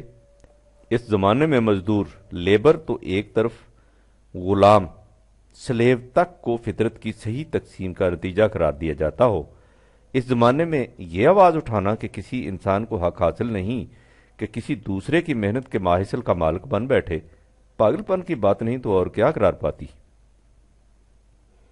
جس زمانے میں قارون کی سی دولت کو خدا کا فضل قرار دیا جاتا ہو، زمینداری اور جاگیرداری کو فطرت کا عطیہ ٹھہرایا جاتا ہو، اور ذاتی املاک و مقبوضات پر کسی قسم کی حد بندی خلاف قانون و شریعت قرار پاتی ہو، اس زمانے میں یہ نعرہ بلند کرنا کہ دولت جمع کرنا بدترین جرم ہے، 9/34-35، 104/1 اور 2۔ ذرائع پیداوار پر کسی کی ذاتی ملکیت نہیں ہو سکتی، رزق کے دروازے تمام نوع انسانی کے لیے یکساں طور پر کھلے رہنے چاہیے، 56/73۔ ہر فرد کی ضروریات زندگی کا بہم پہنچانا اور اس کی مضمر صلاحیتوں کی نشو و نما معاشرہ کا بنیادی فریضہ ہے، 6/152۔ کس قدر تحیر انگیز آواز ہوگی! ذرا غور کرو، سلیم کے 6 صدی عیسوی میں اس قسم کے تصورات حیات اور اس انداز کے نظریات زندگی اس وقت کے ذہن انسانی کے لیے کس قدر نامانوس تھے۔ یہ وہ انقلاب آفرین تصورات تھے جنہیں اپنانے کے لیے زمانہ ابھی تیار نہیں تھا۔ دنیا اس سے بھی بہت پیچھے تھی، وہ تو خیر پھر بھی 6 صدی عیسوی تھی جسے ازمنہ مظلمہ ڈارک ایج کہتے ہیں۔ قرآن کے انقلابی تصورات کا تو یہ عالم ہے کہ خود ہمارا زمانہ یہ 20ویں صدی جسے تہذیب و تمدن اور علم و عقل کا بلند ترین مظہر سمجھا جاتا ہے، یہ بھی اس کے کئی ایک تصورات سے ہنوز بہت پیچھے ہے۔ ان تصورات کی سطح اتنی بلند ہے کہ ابھی زمانہ کو نامعلوم ان تک پہنچنے کے لیے کتنی منزلیں اور طے کرنی پڑیں۔ ان حالات میں تعجب انگیز بات یہ نہیں کہ قرآن کریم کا پیش کردہ نظام تمہارے خیال کے مطابق زیادہ عرصہ تک کیوں نہیں چلا، تعجب انگیز بات تو یہ ہے کہ اس زمانے میں اتنے لوگ کس طرح پیدا ہو گئے جنہوں نے اپنے زمانے کی سطح سے اتنے بلند اور نامانوس تصورات کو اپنا لیا اور انہیں عملاً متشکل کر دیا۔ سلیم، جب میں اس مسئلہ کو اس زاویہ نگاہ سے دیکھتا ہوں تو اس ذات اقدس و اعظم کی تحیر انگیز تعلیم و تربیت کے حسن تصور سے میری روح وجد میں آ جاتی ہے، جس نے اس دور میں ایسے افراد تیار کر لیے جنہوں نے اس قسم کے نظام کو اپنا کر دکھایا۔ میرے نزدیک حضور کا سب سے بڑا معجزہ یہی ہے کہ جن حالات میں دنیا کا ہر نابغہ جینیس اپنے زمانہ کی قدر ناشناسی کا رونا رو کر اپنے آپ کو آنے والے زمانے کا انسان کہہ کر چلا جائے، حضور ان حالات میں بھی کہیں کہ خیر القرون کرنی، سب سے بہتر میرا زمانہ ہے، جس میں اس قسم کا انقلاب آفرین نظام جو زمانہ کی سطحوں سے منزلوں اونچا ہے، اس حسن و خوبی سے متشکل ہو کر سامنے آ گیا ہے۔ اگر تم سلیم اس نقطہ نگاہ سے بھی دیکھو تو حضور نبی اکرم تمام دنیا کے انقلابی قائدین میں سب سے آگے اور سب سے اونچے نظر آئیں گے۔ ذرا سوچو ان تصورات کو جن تک زمانہ 1300 سال میں بھی کما حقہ نہیں پہنچ سکا، نہ صرف اپنے رفقائے کار کے ذہن نشین کرانا بلکہ انہیں ان کے ہاتھوں متشکل کروا دینا اعجاز نہیں تو اور کیا ہے۔ کتاب و حکمت کی ایسی حقیقت کشا اور محیر العقول اور انسانی صلاحیتوں کا اس قدر ناقابل تصور تزکیہ نشو و نما اس قسم کے معلم و مربی کے ہاتھوں عمل میں آ سکتا تھا؟ یہی تھا حضور کا وہ عدیم النظیر کارنامہ جس پر خدا اور کائنات کی تمام تعمیری قوتیں گلگلہ تبریک و تحسین بلند کرتی تھیں۔ ان اللہ و ملائکتہ یصلون علی النبی 33/56، اور حضور کے ساتھ اس جماعت مومنین کے لیے بھی جو ساری دنیا سے الگ ہٹ کر اور اپنے زمانے کی سطح سے منزلوں بلند ہو کر اس قسم کے ناممکن و تصور نظام کو عملاً متشکل کر رہے تھے۔ هو الذی یصلی علیکم و ملائکتہ 33/43۔ سوچو سلیم، اس زمانے میں جس کا ذکر اوپر کیا جا چکا ہے، قریش کے مرکز مکہ کے اندر اس قسم کا معاشرہ قائم کر دینا، جس میں قریش کے بڑے بڑے سردار اور عجم، فارس کا ایک عامی سلمان، روم کا ایک مزدور سہیب اور حبش کا ایک غلام بلال، نہ صرف ایک ہی دسترخوان پر بیٹھ کر کھاتے تھے بلکہ باہمی رشتے ناتے بھی کرتے تھے۔ کس قدر محیر العقول تھا! پھر اس معاشرہ میں کیفیت پیدا کر دینا کہ اور تو اور خود رسول اللہ جب کسی غلام اور لونڈی سے بھی کوئی بات کہتے تو وہ بغیر کسی جھجک کے پوچھ لیتے کہ حضور آپ ایسا وحی کی روح سے فرماتے ہیں یا آپ کا ذاتی مشورہ ہے، اور جب آپ فرماتے کہ یہ میرا ذاتی مشورہ ہے تو وہ نہایت آزادی سے کہہ دیتے کہ معاف فرمائیے اس باب میں میرا فیصلہ کچھ اور ہے، اس لیے میں اس مشورہ کو نہیں مان سکتا۔ کتنا بڑا تھا یہ انقلاب جو ذہنیتوں میں پیدا کر دیا گیا تھا! امور مملکت میں ایسا نقشہ پیدا کر دینا، اگر کسی دوسرے کی رائے زیادہ بہتر ہے تو امیر مملکت نبی اکرم اسے خود اپنی رائے پر ترجیح دیتے اور بڑے سے بڑے اہم معاملات کو باہمی مشاورت سے طے کرتے۔ کتنی بڑی تبدیلی کا آئینہ دار تھا! اس سے بھی آگے بڑھو تو رسول اللہ کی وفات پر حضرت صدیق اکبر کا پورے مجمع سے یہ کہنا کہ جو شخص محمد کی پرستش کرتا تھا وہ سمجھ لے کہ اس کا خدا مر گیا ہے، لیکن جو خدائے حی و قیوم کا پرستار ہے اسے معلوم ہونا چاہیے کہ اس کا خدا زندہ و پائندہ ہے۔ محمد خدا کے ایک رسول تھے، وہ اپنا وقت پورا کر کے دنیا سے تشریف لے گئے ہیں، اس سے اس نظام پر کچھ اثر نہیں پڑتا جسے حضور نے قائم کیا تھا۔ سوچو سلیم کہ یہ آواز اس زمانے میں کتنی قبل از وقت تھی۔ پھر حضور کی وفات پر لوگوں کا جمع ہو کر اپنے میں سے ایک امیر چن لینا اور بلا لحاظ قرابت و وراثت سب کا اسے امیر تسلیم کرنا، اس دور کے ذہن انسانی کے لیے کس قدر نامانوس واقعہ تھا، اور خود رسول اللہ کا یہ اعلان کہ میرے گھر میں ایک پیسہ بھی جمع نہیں اور جو اشیاء مستعملہ میں چھوڑ رہا ہوں اس کا کوئی وارث نہیں، وہ تمام امت کی مشترکہ ملکیت ہے۔ اس زمانے کے لیے کس قدر تحیر انگیز تھا! حضرت ابوبکر صدیق کا بحیثیت امیر المومنین صرف اتنا کفاف روزی نہ لینا جتنی ایک مزدور کی اجرت ہوتی ہے، اور اپنی وفات کے وقت اس رقم کو بھی بیت المال میں یہ کہہ کر واپس داخل کر دینا کہ معلوم نہیں میں اس رقم کے برابر کام بھی کر سکا ہوں یا نہیں۔ اس زمانہ کی سطح سے کس قدر اونچا فیصلہ تھا! حضرت عمر کا اپنی بیوی سے یہ کہنا کہ کیسر کی بیوی نے تمہارے عطر کے تحفہ کے بدلہ میں جو جواہرات بھیجے ہیں وہ بحیثیت امیر المومنین کی بیوی کے بھیجے ہیں، نہ کہ تمہاری ذاتی حیثیت سے، اس لیے انہیں بیت المال میں داخل کرانا چاہیے۔ اس زمانے کی فضا میں کس قدر تعجب انگیز سی بات تھی، اور ان کا یہ فیصلہ کہ مفتوحہ زمینیں سپاہیوں میں تقسیم نہیں ہونی چاہیے بلکہ ملت کی مشترکہ تحویل میں رہنی چاہیے تاکہ اس سے موجودہ اور آنے والی نسلیں یکساں طور پر فائدہ اٹھائیں۔ اس دور کے لوگوں کے لیے کس قدر حیرت افروز تھا۔ پھر وادی شام کی اس بڑھیا کا یہ کہنا کہ اگر خلیفۃ المسلمین امت کے تمام افراد کے حالات سے باخبر رہنے اور ان کی ضروریات کو از خود پورا کرنے کا انتظام نہیں کر سکتا تو اسے خلافت کو چھوڑ کر الگ ہو جانا چاہیے کیونکہ وہ اس کا اہل نہیں۔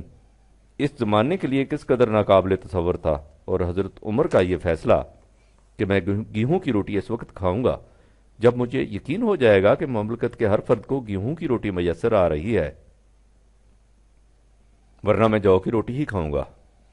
اس زمانہ کے آسمان کی آنکھ کے لیے کیسا تحیر انگیز تھا! سوچو سلیم کہ اس زمانے میں اس قسم کا معاشرہ قائم کر دینا جس میں اس قسم کے فیصلے بتکلف نہ کیے جائیں بلکہ زندگی کا عام معمول بن کر از خود سامنے آتے جائیں۔ کس قدر قبل از وقت تھا؟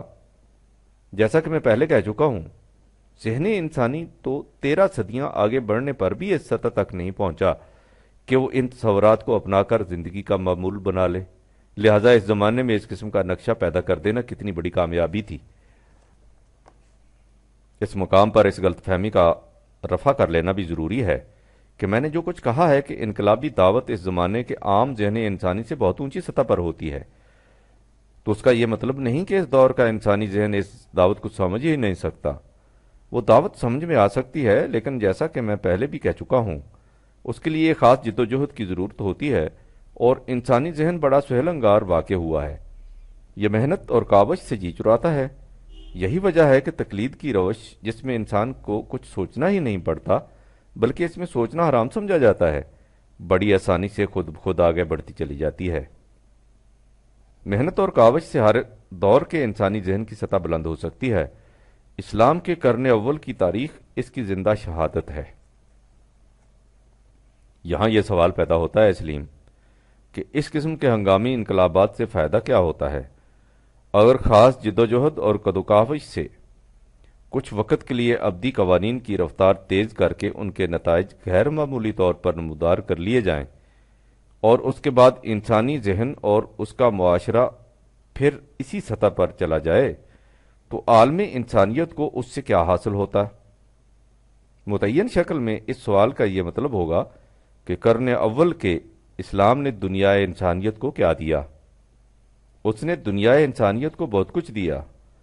سب سے پہلے تو یہ کہ خدا کے ابدی قوانین و حقائق ایک مدون کتابی شکل قرآن کریم میں دنیا کے سامنے آ گئے کہ جس کا جی چاہے انہیں عملی پیکر میں لا کر ان کے خوشگوار نتائج حاصل کر لے۔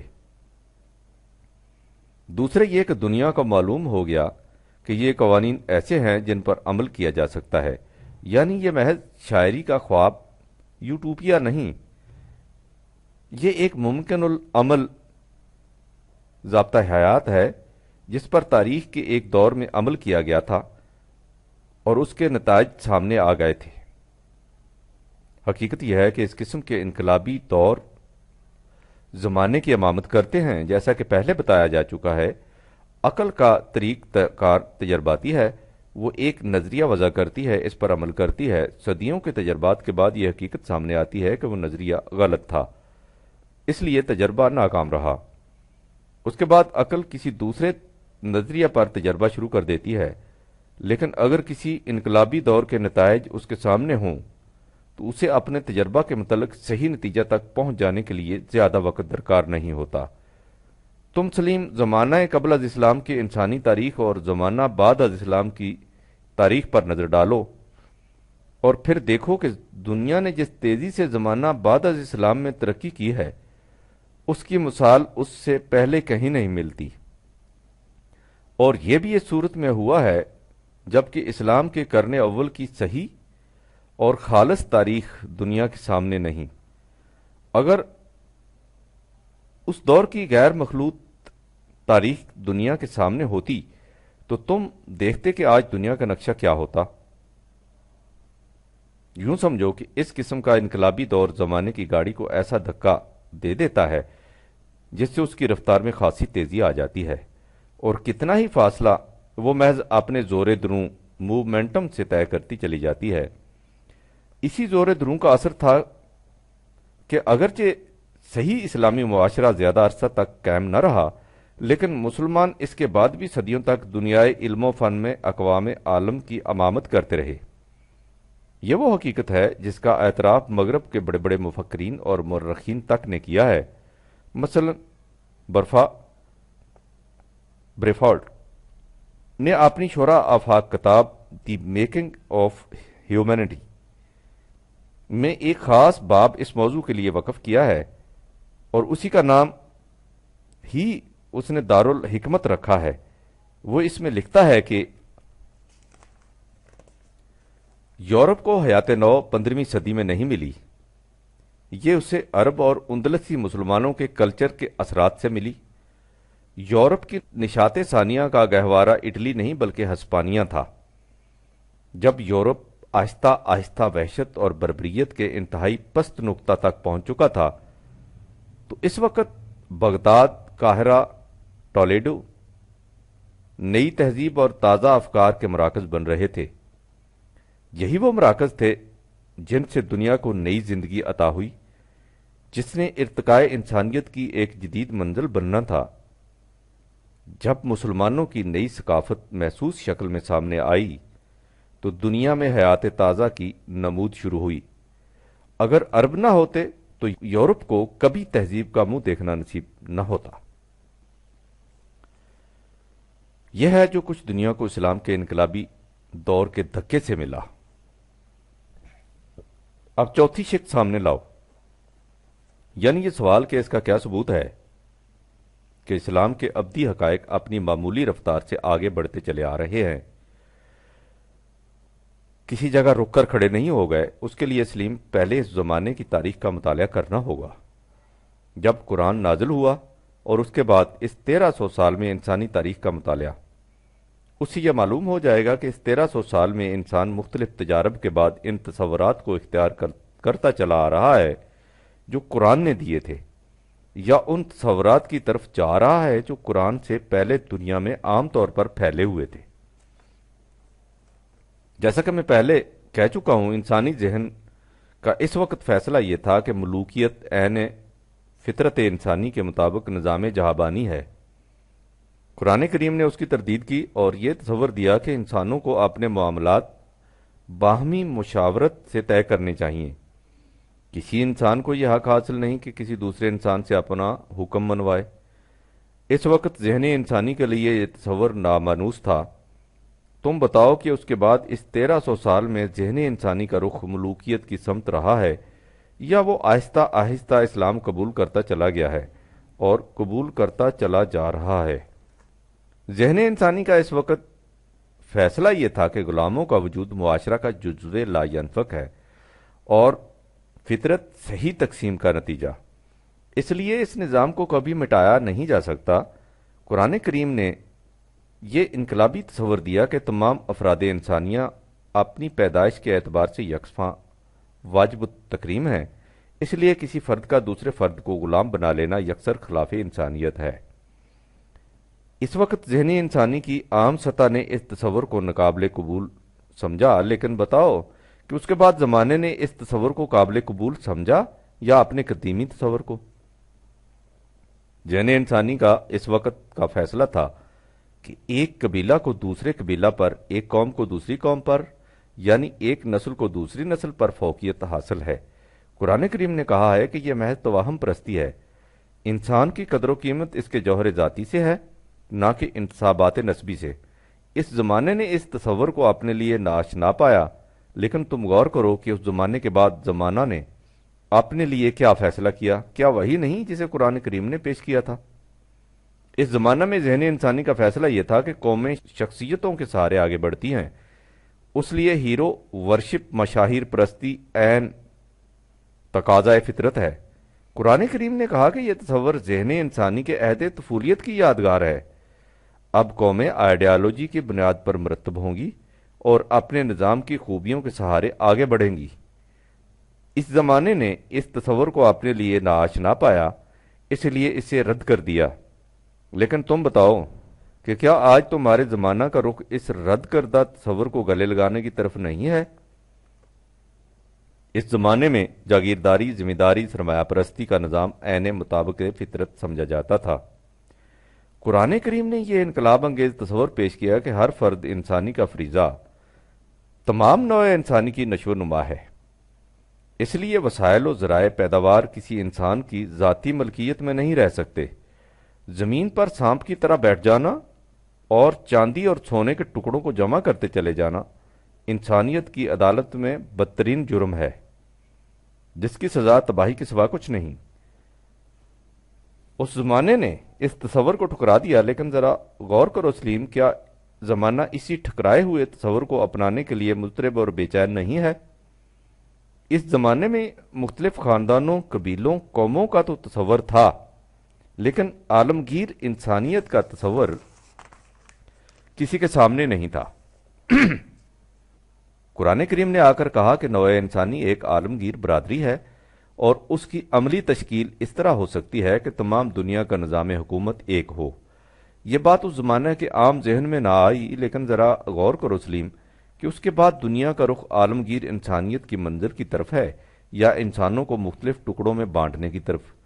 آج دنیا نیشنلزم کے ہاتھوں کس قدر نالا ہے، اس کی تفصیل معلوم کرنی چاہو تو میری کتاب انسان نے کیا سوچا میں سیاسیات سے متعلق باب پڑھو، حقیقت ابھر کر سامنے آ جائے گی۔ نیشنلزم کے بعد مغربی مفکرین نے انٹرنیشنلزم بین الاقوامیت کی طرف رخ کیا، لیکن چند ہی قدم چلنے کے بعد انہوں نے محسوس کر لیا کہ یہ راستہ بھی انہیں انسانیت کی صحیح منزل کی طرف نہیں لے جا سکتا۔ چنانچہ اب وہ اسے چھوڑ کر عالمگیر انسانیت، یونیورسلزم اور تمام دنیا میں واحد حکومت، ون ورلڈ گورنمنٹ کے تصورات کی طرف آ رہے ہیں، لیکن اس کے لیے انہیں کوئی بنیاد نہیں ملتی جس پر اس کی عمارت استوار کرے۔ یہ بنیاد قرآن کریم کی عطا کردہ مستقل اقدار کے سوا اور کہیں نہیں مل سکتی۔ میں نے یہ چند باتیں سلیم محض بطور مثال لکھ دی ہیں، ورنہ زندگی کا کون سا شعبہ ہے جس میں انسان اپنے ناکام تجارب کے بعد اس راستہ پر چل نہیں پڑا یا اس راستے کی تلاش میں نہیں جسے قرآن کریم نے کاروان انسانیت کو منزل مقصود کی طرف لے جانے والا راستہ بتایا ہے۔ زمانہ قرآن کریم کے انقلاب آفرین حقائق میں سے بعض کو اپنا چکا ہے، بعض کو اپنانے کے لیے مضطرب ہے اور بے قرار ہے، اور جو حقائق باقی ہیں وہ اس زمانے کی سطح سے بھی اونچے ہیں۔ یہ اس لیے کہ قرآن کریم تمام نوع انسان کے لیے آخری اور مکمل رہنمائی ہے، لہذا اس کے حقائق زمانے کی لہروں کے ساتھ ساتھ کھلتے چلے جائیں گے۔ یہی وہ حقیقت ہے جس کی طرف قرآن کریم نے یہ کہہ کر اشارہ کیا تھا کہ سنوریہم آیاتنا فی الآفاق وفی انفسہم حتی یتبین لہم انہ الحق، 41/53۔ ہم نوع انسان کو اپنی نشانیاں انفس و آفاق میں دکھاتے جائیں گے تاکہ یہ بات ابھر کر سامنے آ جائے کہ قرآن کریم ایک حقیقت ثابتہ ہے۔ زمانہ انفس و آفاق کی ان نشانیوں کو دیکھ کر قرآن کریم کے ابدی حقائق کو اپناتے اور اس طرح رفتہ رفتہ مسلمان ہوتے چلا جا رہا ہے۔ جو کچھ شروع میں کہا گیا ہے اسے مختصر الفاظ میں پھر سن لو کہ اسلام مجموعہ ہے ان ابدی حقائق، غیر متبدل قوانین اور مستقل اقدار کا، جنہیں نوع انسان کی رہنمائی کے لیے بذریعہ وحی عطا کیا گیا ہے اور جو اب قرآن کریم کے اندر محفوظ ہیں۔ اسلام اپنی آفاقی رفتار سے جو ہمارے حساب و شمار کے مطابق بہت سست ہوتی ہے چلا آ رہا تھا، اور اس طرح عام ارتقائی طریق سے بائی ایولیوشن اپنے حقائق کو آہستہ آہستہ انسانی معاشرہ کا جزو بنا رہا تھا کہ نبی اکرم کا ظہور ہوا۔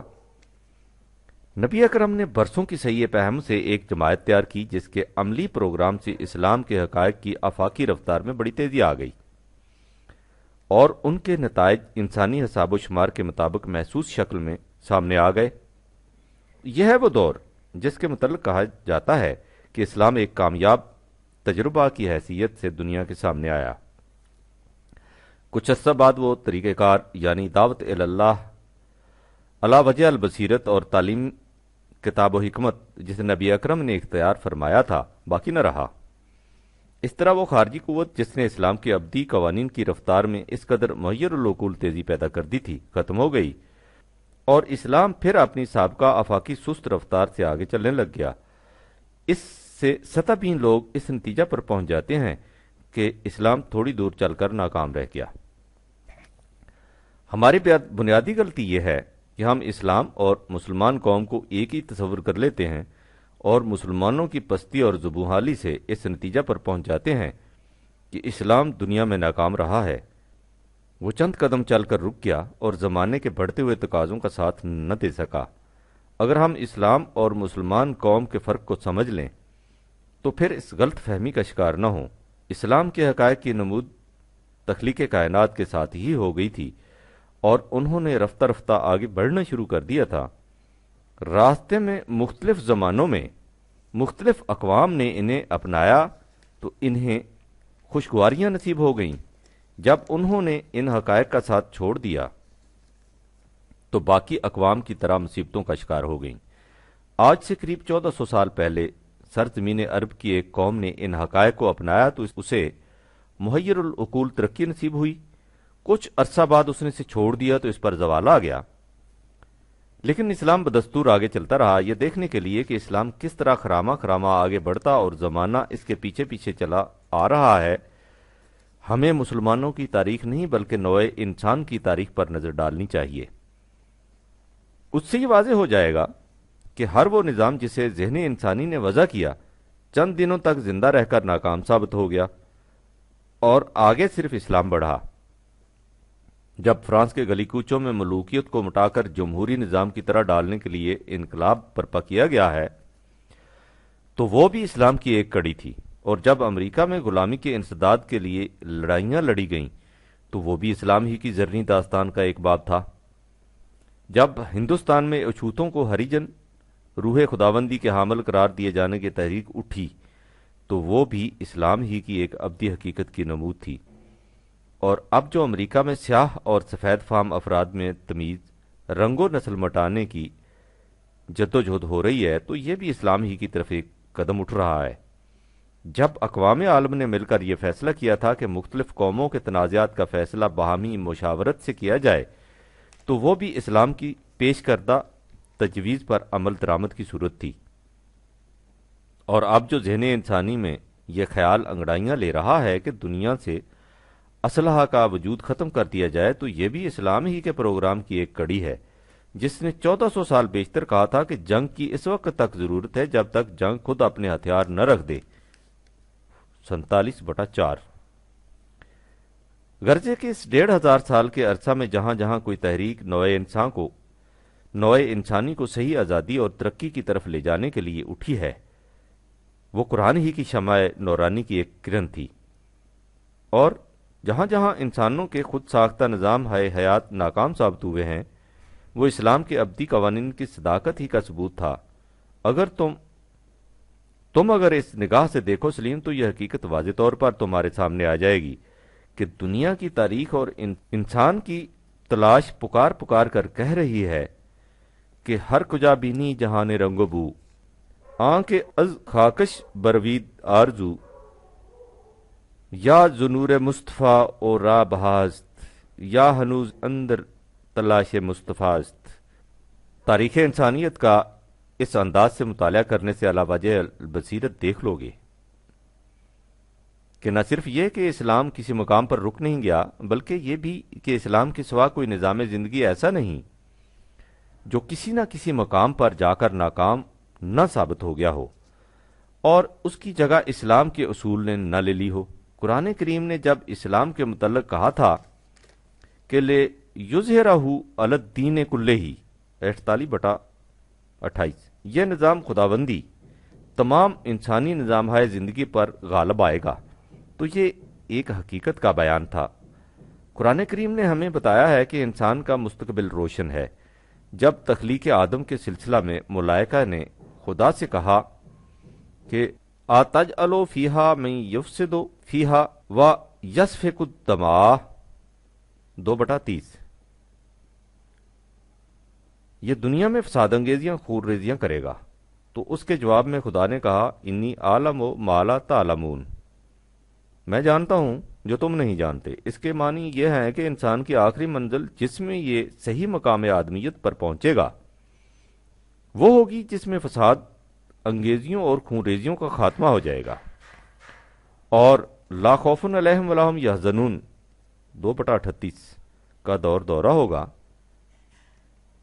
انسان کو اس منزل کی طرف اسلام لیے جا رہا ہے اور یہ اسے وہاں تک پہنچا کر رہے گا، اس لیے کہ یہ خدائے رب العالمین کا تجویز کردہ نظام ہے، اور رب کہتے ہی اسے ہیں جو کسی شے کو اس کے نقطہ آغاز سے بتدریج نقطہ تکمیل تک پہنچا دے۔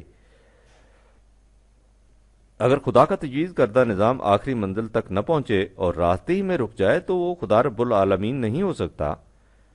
دنیا اس پروگرام کے مختلف اجزاء کو ایک ایک کر کے اپنا رہی ہے، لیکن ان الگ الگ اجزاء سے قرآنی نظام کے نتائج کلی مرتب نہیں ہو سکتے۔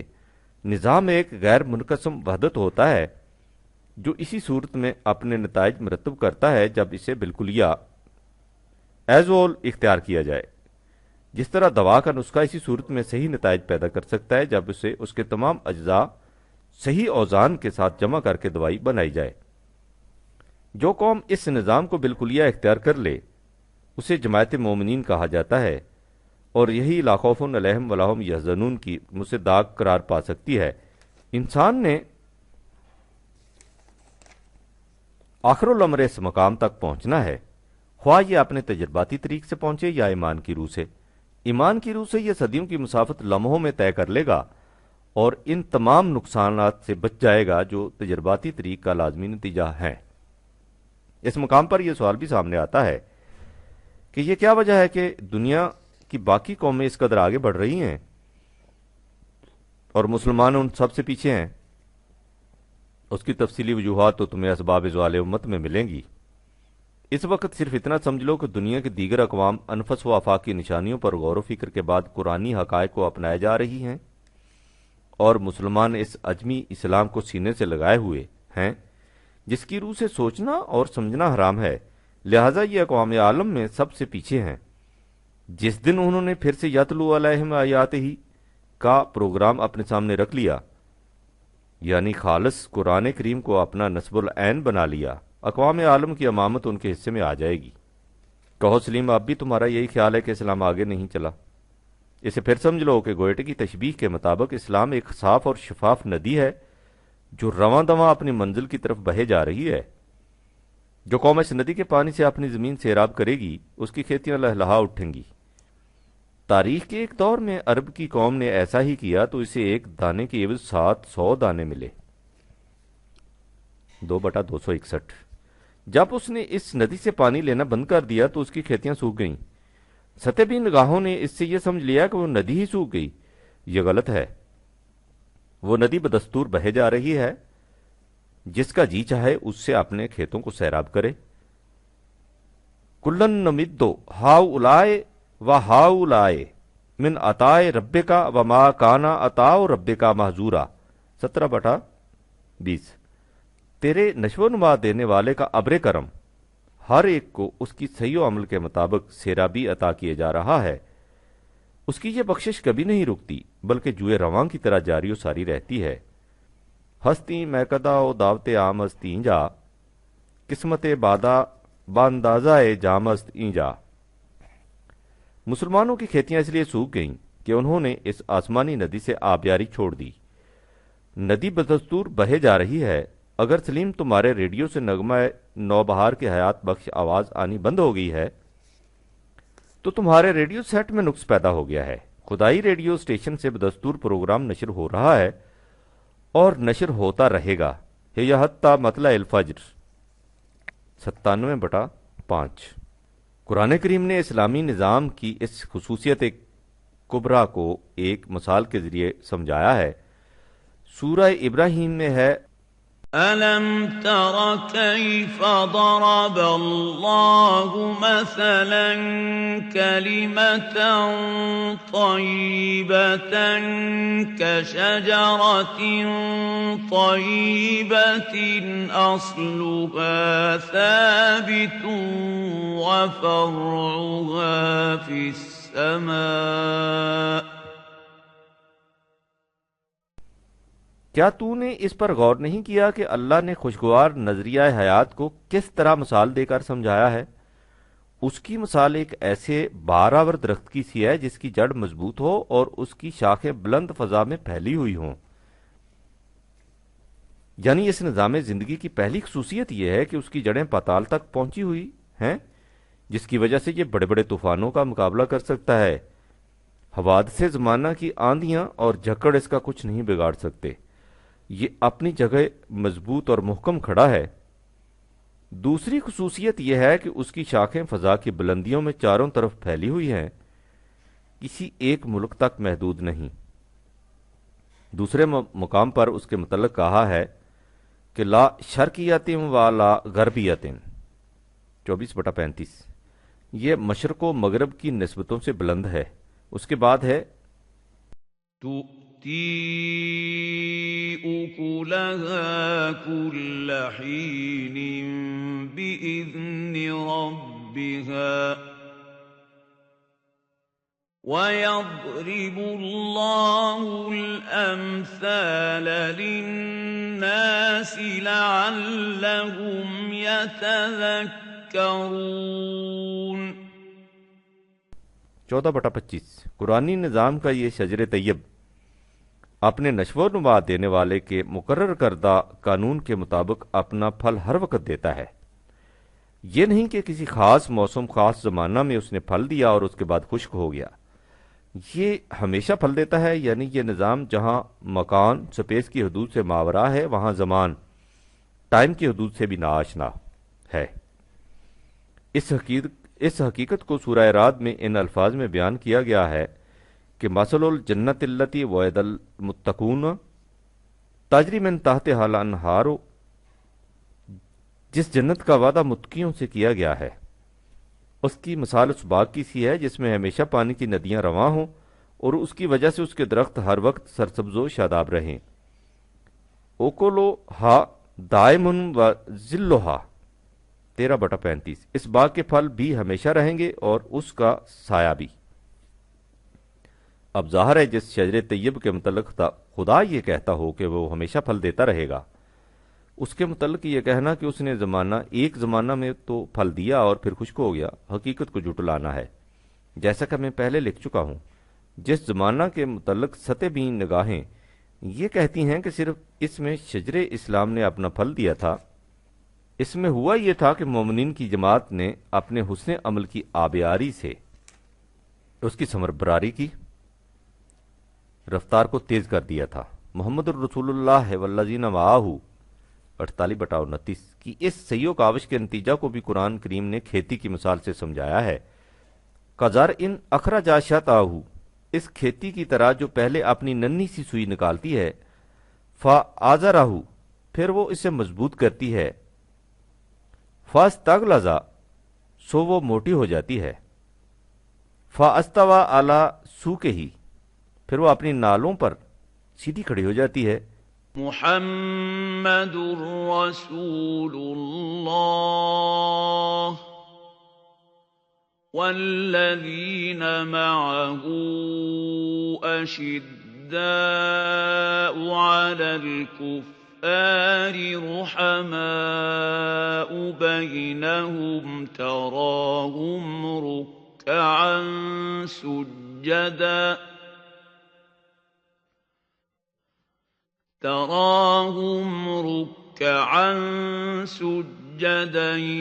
يبتغون فضلا من الله ورضوانا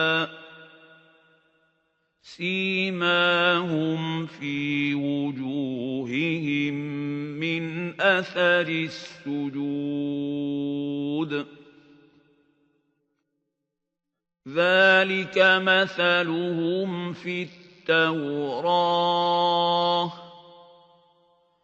ومثلهم في الإنجيل كزرع أخرج شطأه فآزره فاستغلظ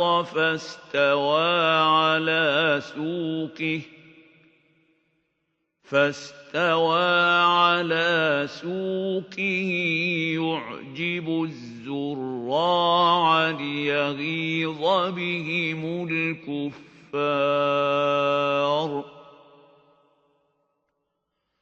وعد الله الذين آمنوا وعملوا الصالحات منهم مغفرة وأجرا عظيما۔